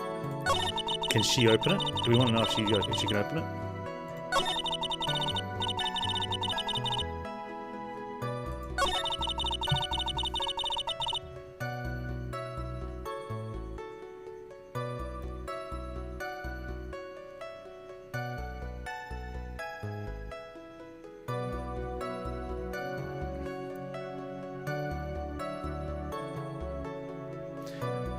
So if I had to have a guess, this is on the back of my mind, I would have to think that you start with the word jewel, right? And the person that works on jewels, he's not a jeweler. That would be considered some almost anti-Semitic way of putting it. He is a jeweler. You know, Jeweller, a jeweler who works on jewels. And his shop, and then what he does is jeweler, his tradition, E. You add a Y to it, a jewellery.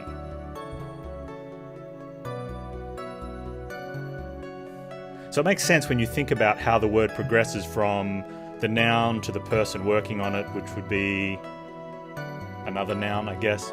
The jeweler works on jewels, doing jewellery. Yeah. Strangely enough, he also does that in his shop, which is a jewellery.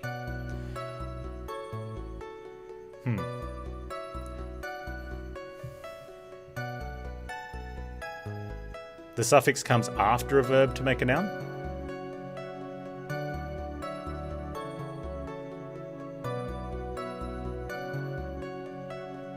I don't get that one, but okay. So, yeah, the suffix is a Y to make the store that the jeweler works in, right? Or the verb. Also, the suffix makes the verb after the noun?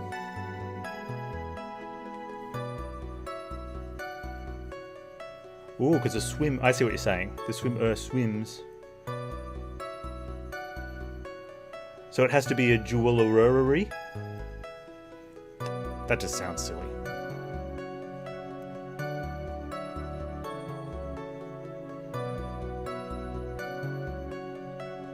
The jeweler jewels. Yeah, but he's not a jewelrier. Anyway.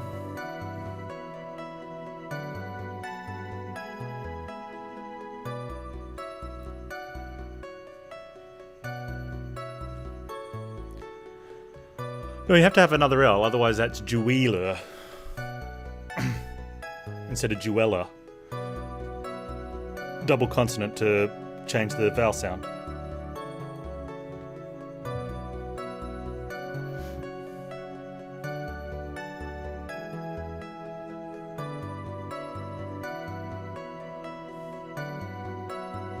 Sorry, double consonant to keep the vowel sound.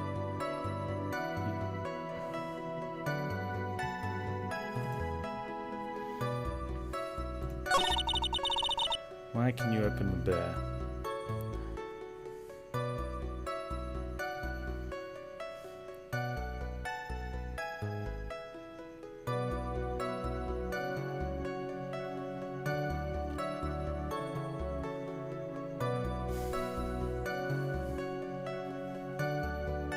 Why can you open the bear?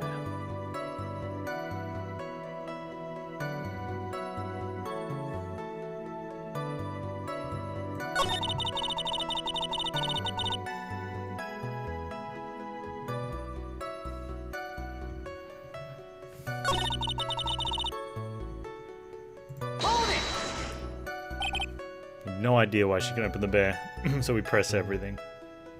A puzzle.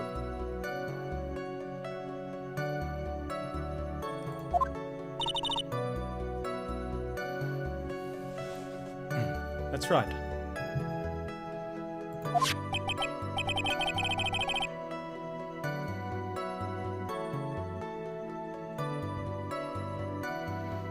But it looks like an ordinary figurine.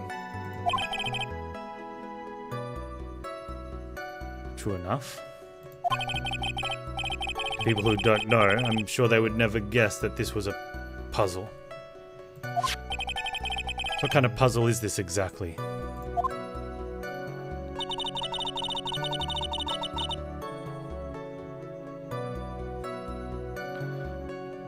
If you know the... Why does it just stop? Why don't you keep talking about that? Game, please.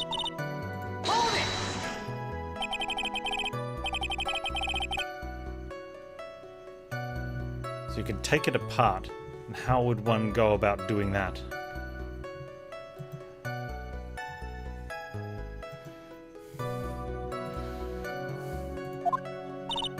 Well, you first turn its tail to the right and then push it in. Oh yes, I see. Is the judge sitting there doing the puzzle? That's great.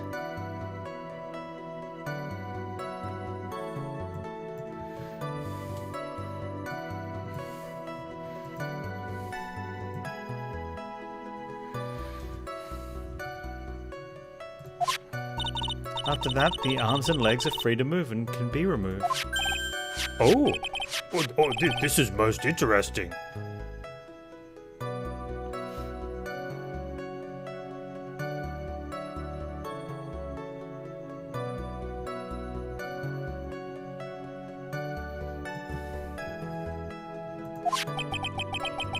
Boy and his new toys. Like he's 5 all over again. I love it. Judge.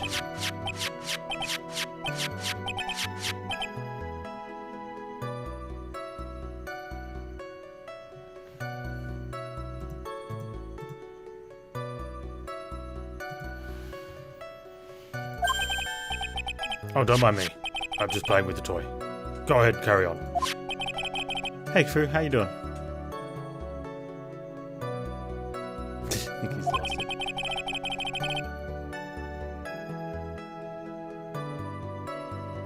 So, what do you find after you take the puzzle apart?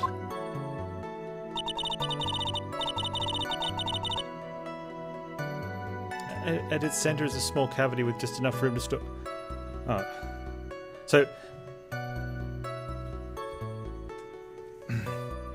like, Edgelord asked the judge what he found when he opened it, and we go back to her testimony of what's going on. I am enjoying the Ace Attorney games. They're really good, except for 1-5, which was terrible, so we skipped that one after a few hours of it. And this one was amazing until this part of the trial where I think they fired everyone and replaced them with idiots and wrote the end of it.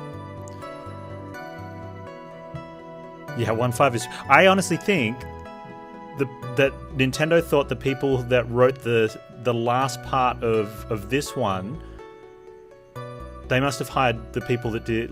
hired the group of people who really screwed this part up and then got them to write 1-5. I'm hoping that Game 3 has the original writers and not these idiots.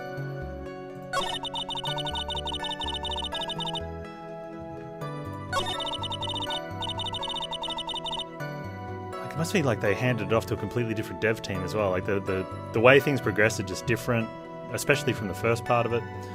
But the first, I think it's a 10-parter. The first 8 parts were amazing. This part 9 is terrible. And how do you know about this? I know because I was the one who bought it. Huh?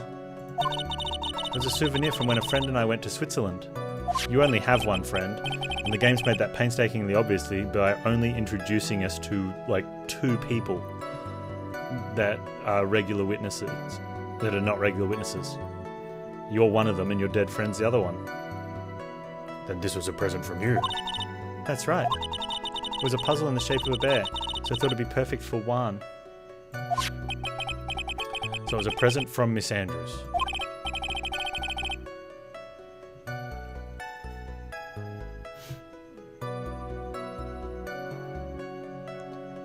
You're waiting for Capcom to port 5 and 6 to PC? Do you think they will?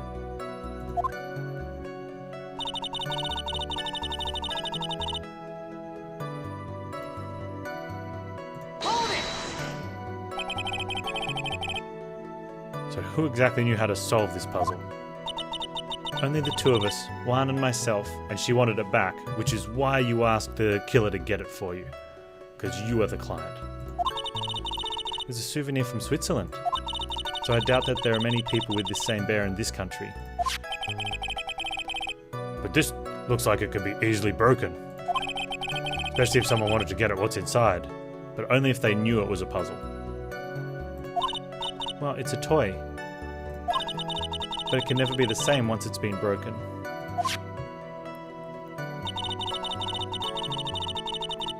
You really can't tell that it's a small jewelry box by looking at it. Who else knows this bears a small container or jewelry box? I never told anyone. And as long as one never told anyone either, then only the two of us knew. The two of you, huh? And of course that means Mr. On Guard didn't know, right? Yep. Wooden toy puzzle, hollow inside. Only Karita and Andrews know how to open it. Open it for us. Or not. Well, Mr. Wright, I think even you have come to realize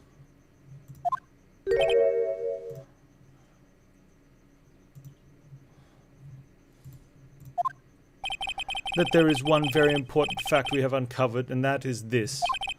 This bear is actually a jewelry box. Now, we have agreed to this point. There's only one logical question that can come next, and that is this. What is inside this box? What's in the box? That's right. That's what we're going to find out next.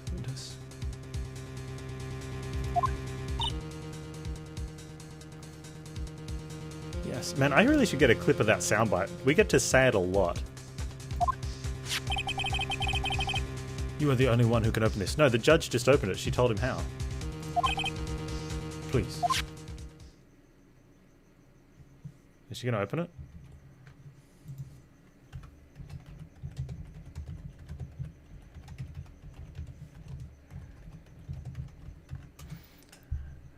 You reckon it's going to be too loud? I think it's going to be too loud. Click.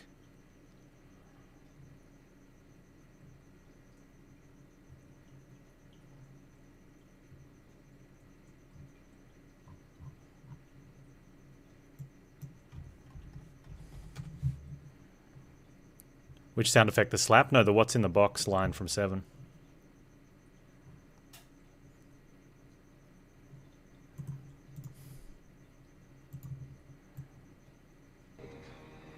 Put the gun down. I saw you with the box. What was in the box? Because I envy your normal life. Put the gun down, David. It seems that envy is my sin. Oh, what's in the box? Not till you give me the What's gun. In the fucking box? Give me the gun.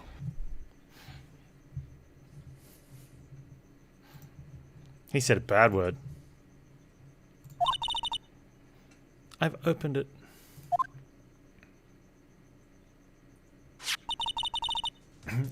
Is this what you want? Ah!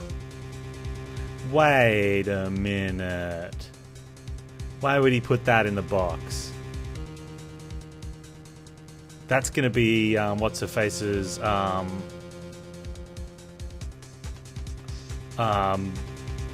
suicide note. Why on earth would he put the suicide note in a puzzle box that she had gotten for him? Like, he wouldn't. What is that? It looks like a note.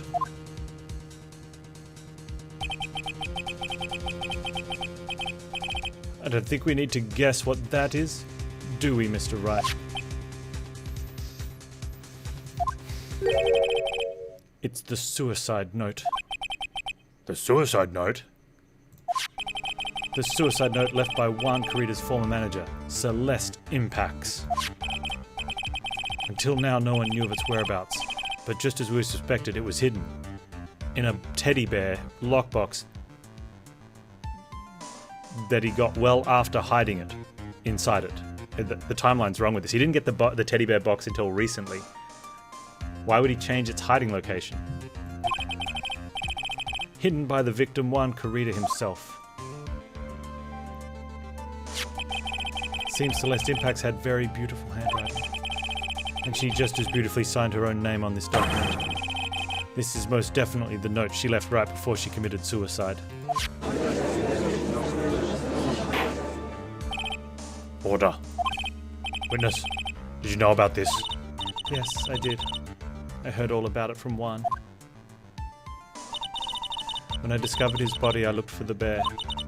I wanted to destroy the note before it became public, but I couldn't find anyone.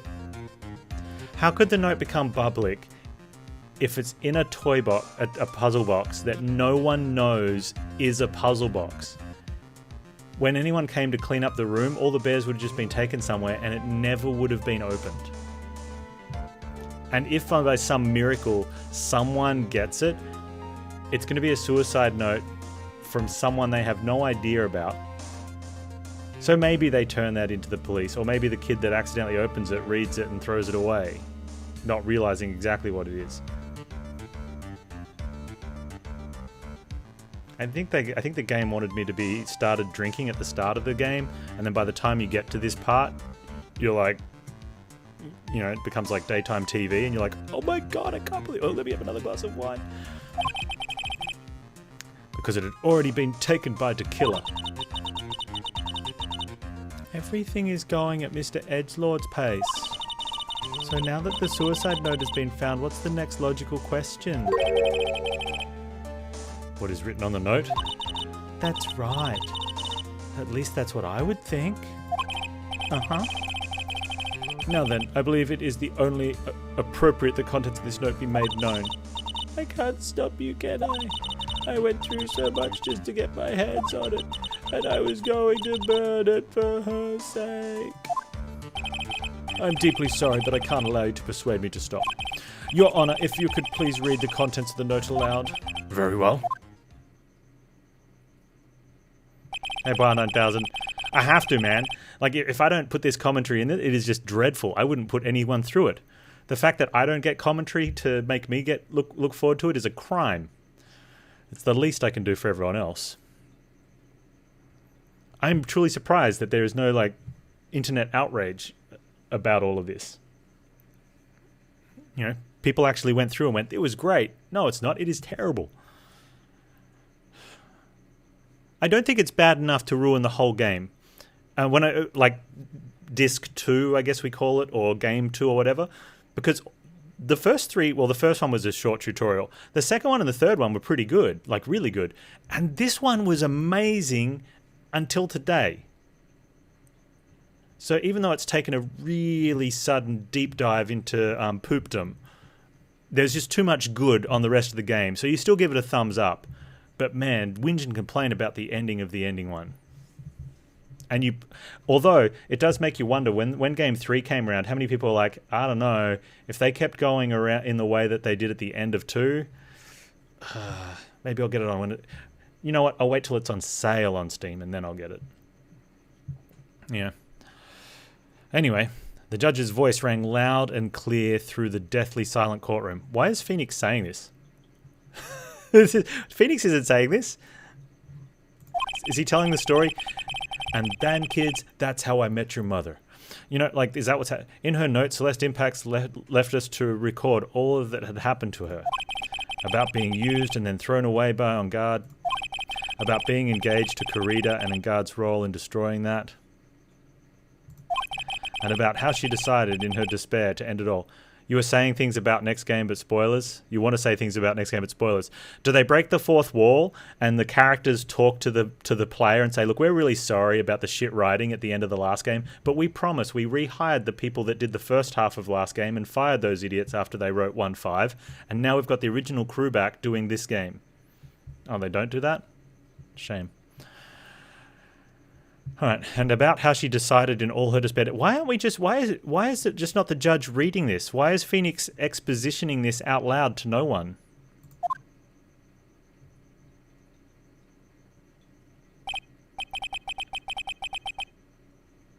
And that's all Miss Impacts had to say. You didn't say anything.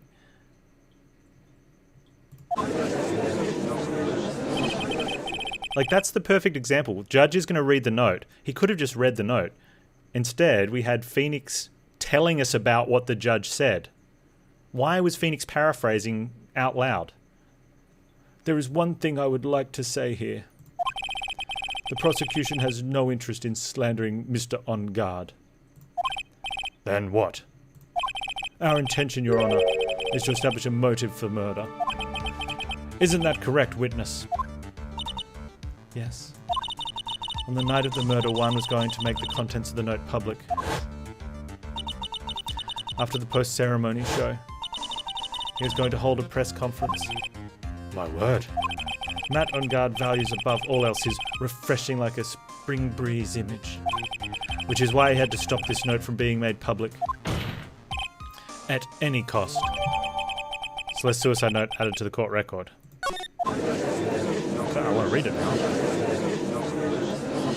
It's On Guard's final thing. At time even went so far as to kill someone to stop him from revealing that. How terrible. What a selfish person.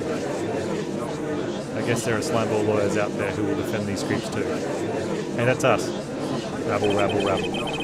And there is no room for doubt here. It won't let you read it.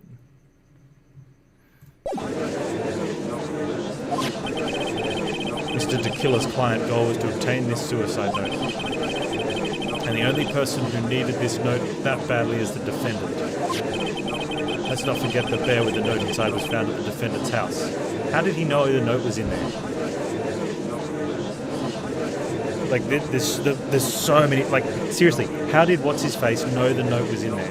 Now, there's one opportunity, and that is that Juan Carita put the note in there exactly between 8 p.m. and 9 p.m. on one of the previous nights when the camera was recording. Because remember, it was set to record between 8 p.m. and 9 p.m. on a daily basis. But only between 8 p.m. and 9 p.m.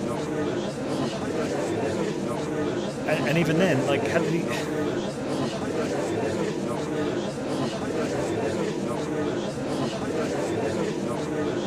Plot holes. They're too much. And I'm not even good at picking plot holes. Like, I'm one of those guys in the movies where, like, I'll be like, oh, he was the bad guy, and everyone will be like, no, he was working with you. And I'll be like, ah. And then I still get it wrong. And maybe not still get it wrong, but, you know, like... Seems we have come to the truth at last. The defendant's motives were entirely selfish. He deserves no sympathy from anyone. Am I supposed to escape from this one?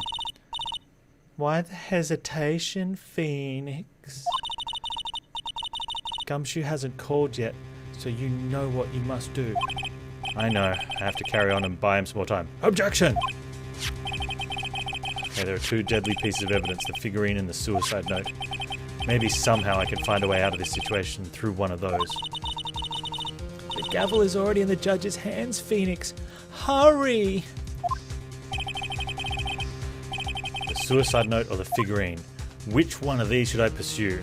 Well, let's see. We've been pursuing the figurine for the last freaking hour and gotten absolutely nowhere except into some form of insanity. So it's got to be the suicide note. Objection! Please wait, Your Honor. And the crowd goes wild. Oh man, look at that lawyer. He's still going at it. He's a scumbag. It's like he doesn't care. He's trying to get a killer off the hook.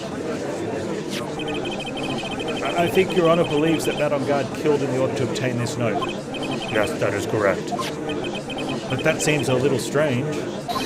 In fact, I think there is a contradiction here. This note was hidden by Mr. Carita until the night of the murder. If that is the case, I say that Matt On Guard could not have known what was written on this note. Oh? I didn't think of it that way. And it clearly did no one in the peanut gallery. And they're all idiots too. Yes, you all are. Exactly. But I did think of it that way because I'm a defense attorney. Not trying to get a killer off the hook. Well, we know he's a killer, so we are trying to get a killer off the hook. But, you know, I thought it was rather strange. No one in their right mind would kill for a note without first knowing what it said. No one in their right mind would kill for a note they didn't even know existed. Order, order, order. You make a valid point, Mr. Wright. Mr. Edgelord, what is your opinion? Flash, but I think I did rather well on this one. Unfortunately, I think he believes differently, Phoenix. In every action, this judge is an idiot, right? That's okay, right? That's fine. He's come up through this sham of a legal system, so you know. And Phoenix is a moron, and Edgelord is mildly intelligent. But it feels like in Nintendo Land, the legal system houses, you know, the high school dropouts. You know, and that's just the way it is. Like they're these are the McDonald's workers of, you know, of this country. Edgelord clearly didn't drop out. He just wanted to be a McDonald's worker. So he'll make it into management and do well and probably even save some money or something, but he'll never actually, you know, go further up because he'll realize at one point, I'm sick and tired of telling everyone where I work, and they're going, really, you're a lawyer? In this country? And he's like, yeah, I know, I could have been anything. I could have been a doctor or, you know, a pool boy or, you know, a pastry chef. But, man, I can't believe I went to be a lawyer. In Nintendo Land. God damn it, and everyone thinks I'm a dropout loser too.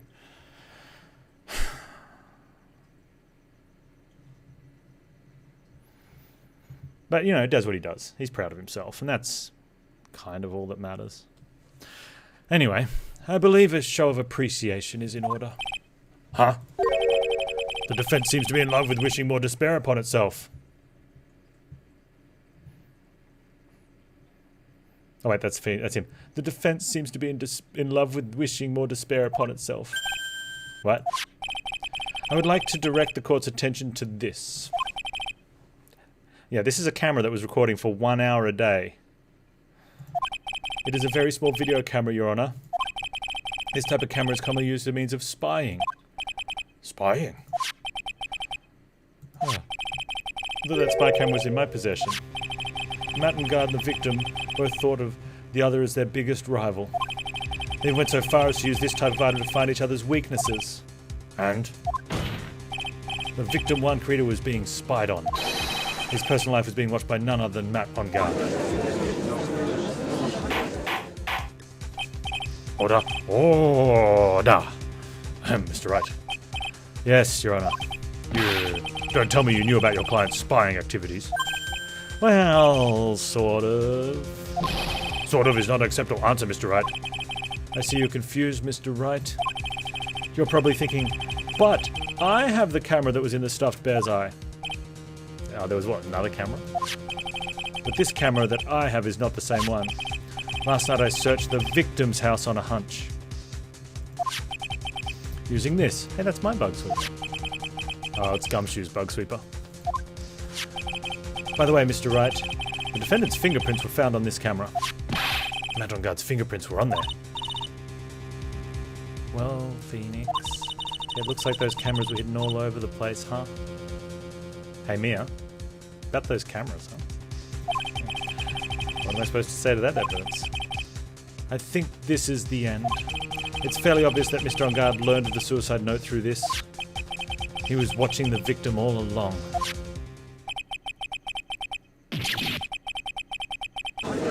They didn't provide any form of evidence that he saw the suicide note. Or if the spy camera was able to pick... What's his face do? Did he, like, get the suicide note and hold it up, turn it away from his face, and hold it up to a small camera so that the person spying on him could read it?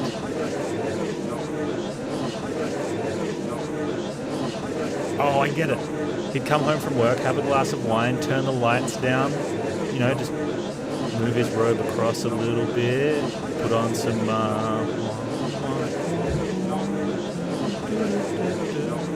read the note and fondle himself? Like, that's it.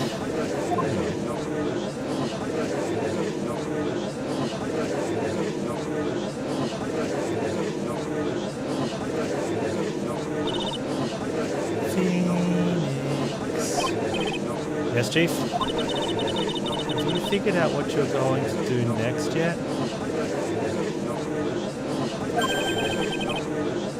going to do next. Does running away like a frightened child work? I hope so. Let's get away from this train wreck. I know it seems like Mr. Edgelord is very close to putting a lid on this case, but in his eagerness to prove his point, he forgot one very important thing. My top is almost fallen off completely. Well, what is it, Mia? There is a piece of evidence that he really should investigate. Something he should investigate. I would really hate to see the good prosecutor get scolded like a bad boy for not remembering to look into the item when he had the chance. Why are you speaking in riddles all of a sudden? I'm big brain. Alright, I think this time we finally understand everything. That's rich coming from you. Well, Mr. Wright, you don't have any further objections, do you? What is this piece of evidence that Mia is talking about? Can I figure out what it is that still needs to be looked at, or should I let it go? I mean, it's either present evidence and lose, right? Or it's don't present evidence and oh no, don't present evidence and lose, or present evidence and win. So I'd prefer not to look. Oh, actually, I could have not presented evidence, and we could have gone on to the next story. I have an objection, Your Honor. Player is stalling and not taking advantage of his outs.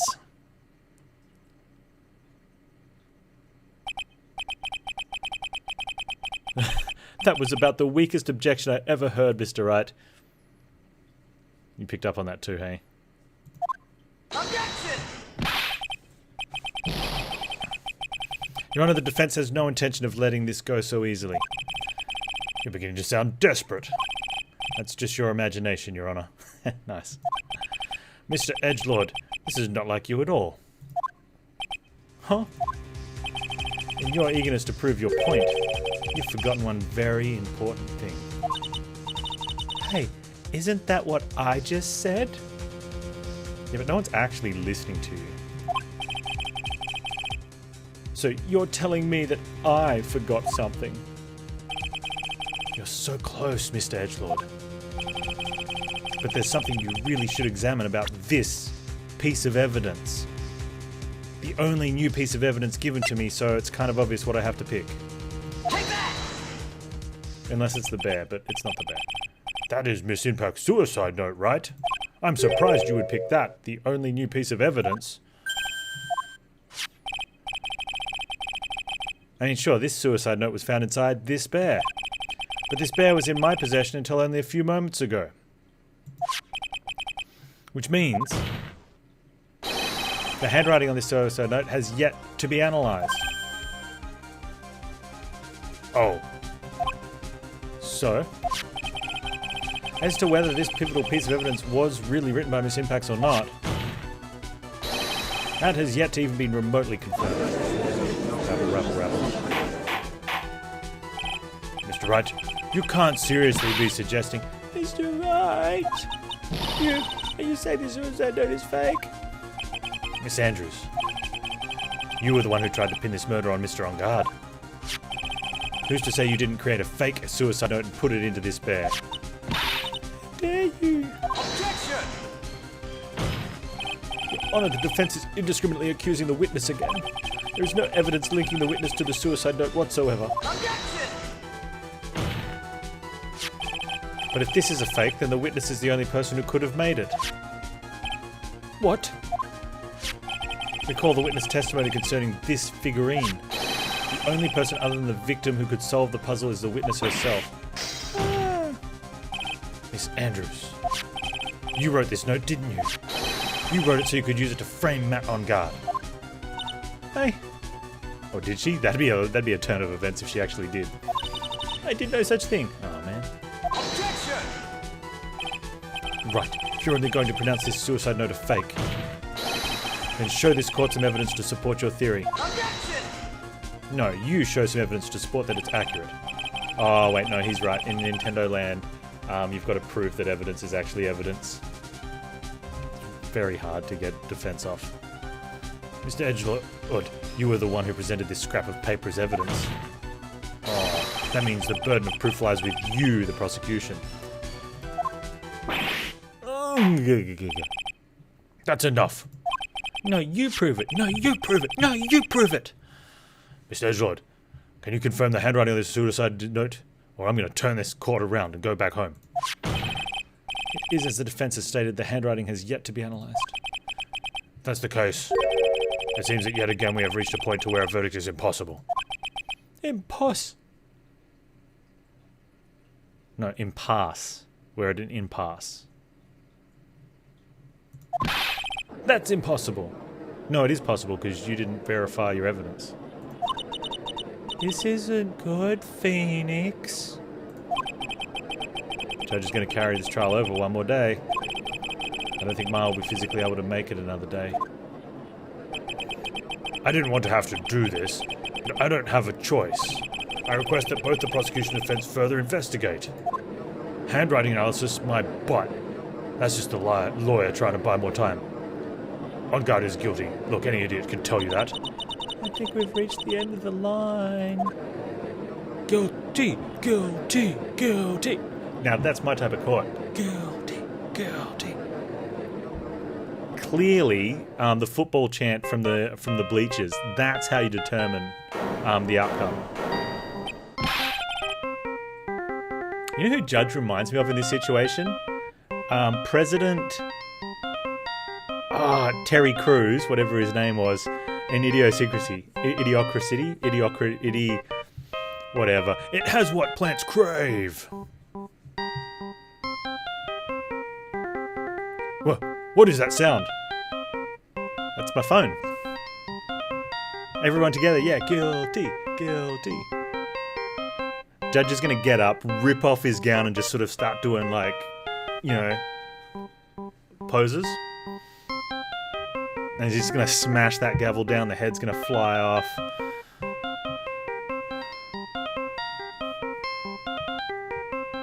I wonder if you can get the Steel Samurai music as an actual ringtone.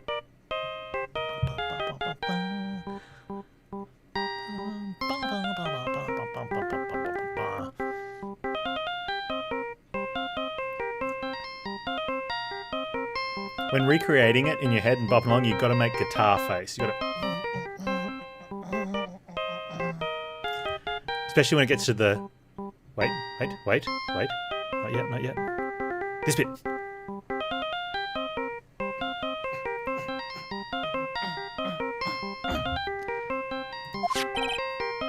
It's Gumshoe.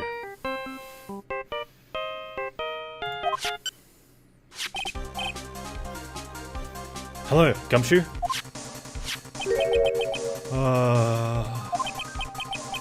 What is it with him and what's with that sigh? Where's Maya? What happened to Tequila? He got away. What? I'm sorry, pal. I really am. I don't know what to say besides I'm sorry. I wish there was some way to make it up to you. I really do. Anyway, what's going on? We found his hideout, pal. But the two of them were already gone. This is terrible. I'm gonna keep looking for them, pal. Don't you worry. I just need a little more time. But don't tell me we don't have any more. Guilty, guilty, guilty, guilty. Man, they're going off their tree. Hold some order in your own court. Do you hear that? They're calling for his head. Mr. Wright, I can't. For us to come this far and... Oh. What is it? Let me talk to Mr. Edgelord. I can't do... Mr. Wright, would you please get a hold of yourself? Yes, Your Honor. I'm about to end today's proceedings.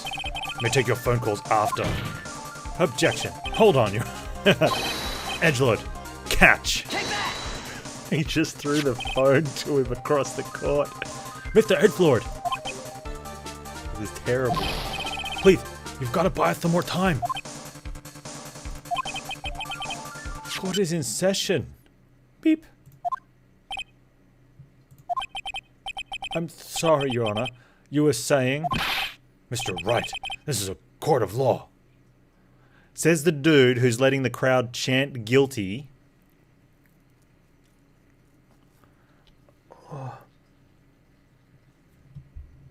And has no idea about anything. His earpod's probably linked to an MP3 that's on loop that says breathe in, breathe out. And he's trying to give us a lecture about it.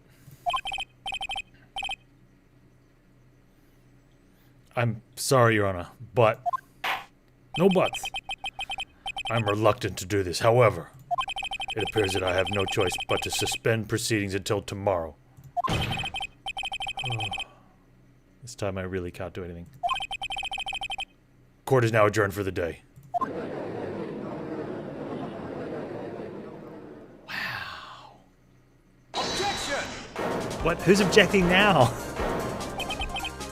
Please wait, Your Honor. Edgelord? What is it, Mr. Edgelord? I humbly request another 30 minutes of Your Honor's time. For what purpose? We can perform the necessary tests on this piece of evidence in that time. Can you really obtain your results in 30 minutes? I believe we can, Your Honor. Would it be better if we just adjourned for the day?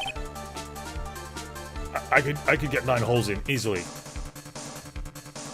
And then after I say goodbye to the ladies, I could play golf.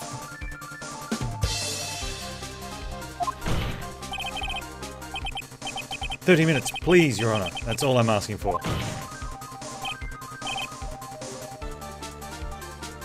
Please, Your Honor. Fine.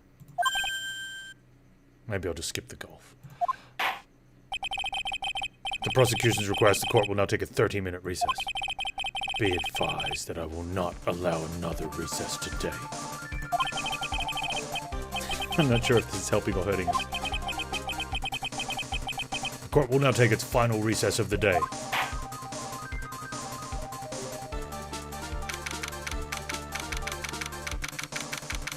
Yeah, it's like 2 o'clock in the afternoon. No more recess. We're done.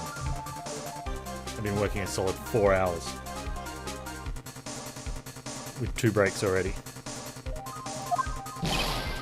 Right. Well, what's going on with Maya's situation?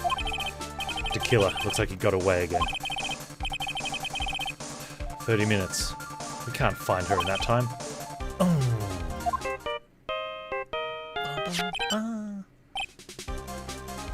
He answered it. Oh, he's holding it. We threw it to him, so we didn't get to hear the music. I would have let it play, guys. Like, Phoenix wouldn't have answered it. He would have jammed. Edgelord answered the phone. Sorry, man, without hair. You have to stop pulling your Pepe on this one. Is that Mr. Edgelord? You don't have time to spit it out. I was ready to jam out too, man. I was into it. I was already getting into guitar play. Idiot here answered the phone. All right. It looks like we just missed him, sir. But the killer left a few things behind by accident in his rush to get away. A few things. Can we use any of them as evidence? Oh, I thought you'd ask, pal. You need to answer. I've got the thing he left with me right now and I'm on my way over. Really? That's odd. Any items like that are usually sent to the crime lab first. We don't have time to wait for those guys, sir. When those guys weren't looking, I swept the stuff and ran. but we're gonna have to send it back and there's no more recesses. Well, I'm not a detective anymore, though I had to. I'm really sorry, sir, but I've got to put the law on hold for now.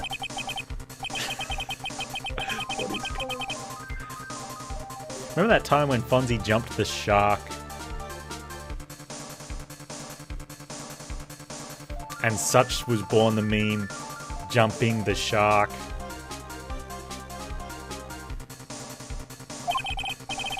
With my hunk of junk car, I'd say I'll be there in about 20 minutes, sir. His salary gonna get cut? He's already fired, wasn't he? Don't worry, I'll be there. Wait for me. Alright, just get here in one piece. I'm on a mission and no one can stop me now, sir. No one. I'm pulling out all the stops and running every red light. What if you're in an accident? Items left by the murderer, huh? Maybe there's something among them that will be decisive enough to end this. Is that Gumshoe crashing through the wall in his car as the quickest 20 minutes ever? Hey, what's wrong? Detective Gumshoe, answer me. No one can stop me. What happened? It sounded like he had an accident. I'm guessing his cell phone broke as well. What was he thinking? We've got to hurry and call for help. We have no idea where he is. Yeah, he's running red lights and had a car accident. What an idiot. Gumshoe, please, is an understatement. His cell phone is broken and he was driving a patrol car, so no radio. He wasn't driving a patrol car, so no radio. Also, if we don't get to those items before they do, the police will take possession of them. No, we can't let that happen. But they're not verified and the judge will say they're not verified. Well, only if we object, which we will.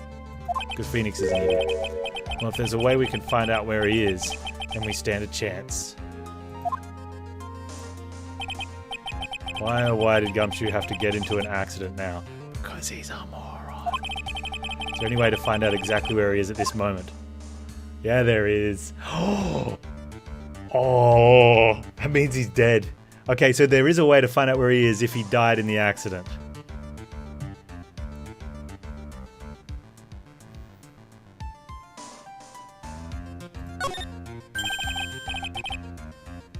I mean, he's an idiot, but I don't want him dead. That's right, there is a way. What? How? I'm sure we can find out where Detective Gumshoe is through this.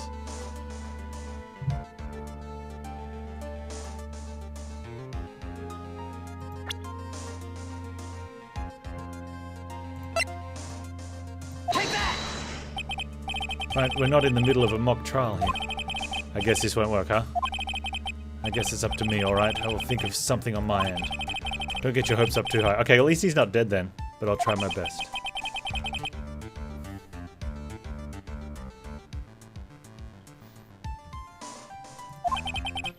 Edgeworth? What is it? I ain't right to judge anyone ever again. I know my client is guilty. What I'm doing now, I'm pinning the guilt on someone totally innocent and using evidence to do so. It might be my turn to say defense attorney Phoenix Wright chooses death. Right.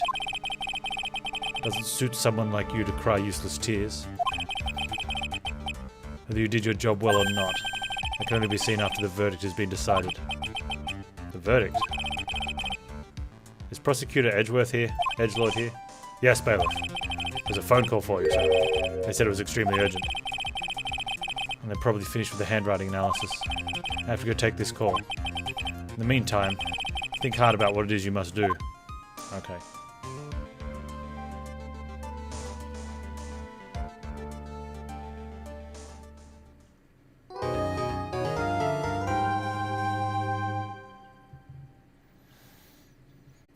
Wow, what a roller coaster ride of emotions. And it took forever. That's such a long section of rubbish.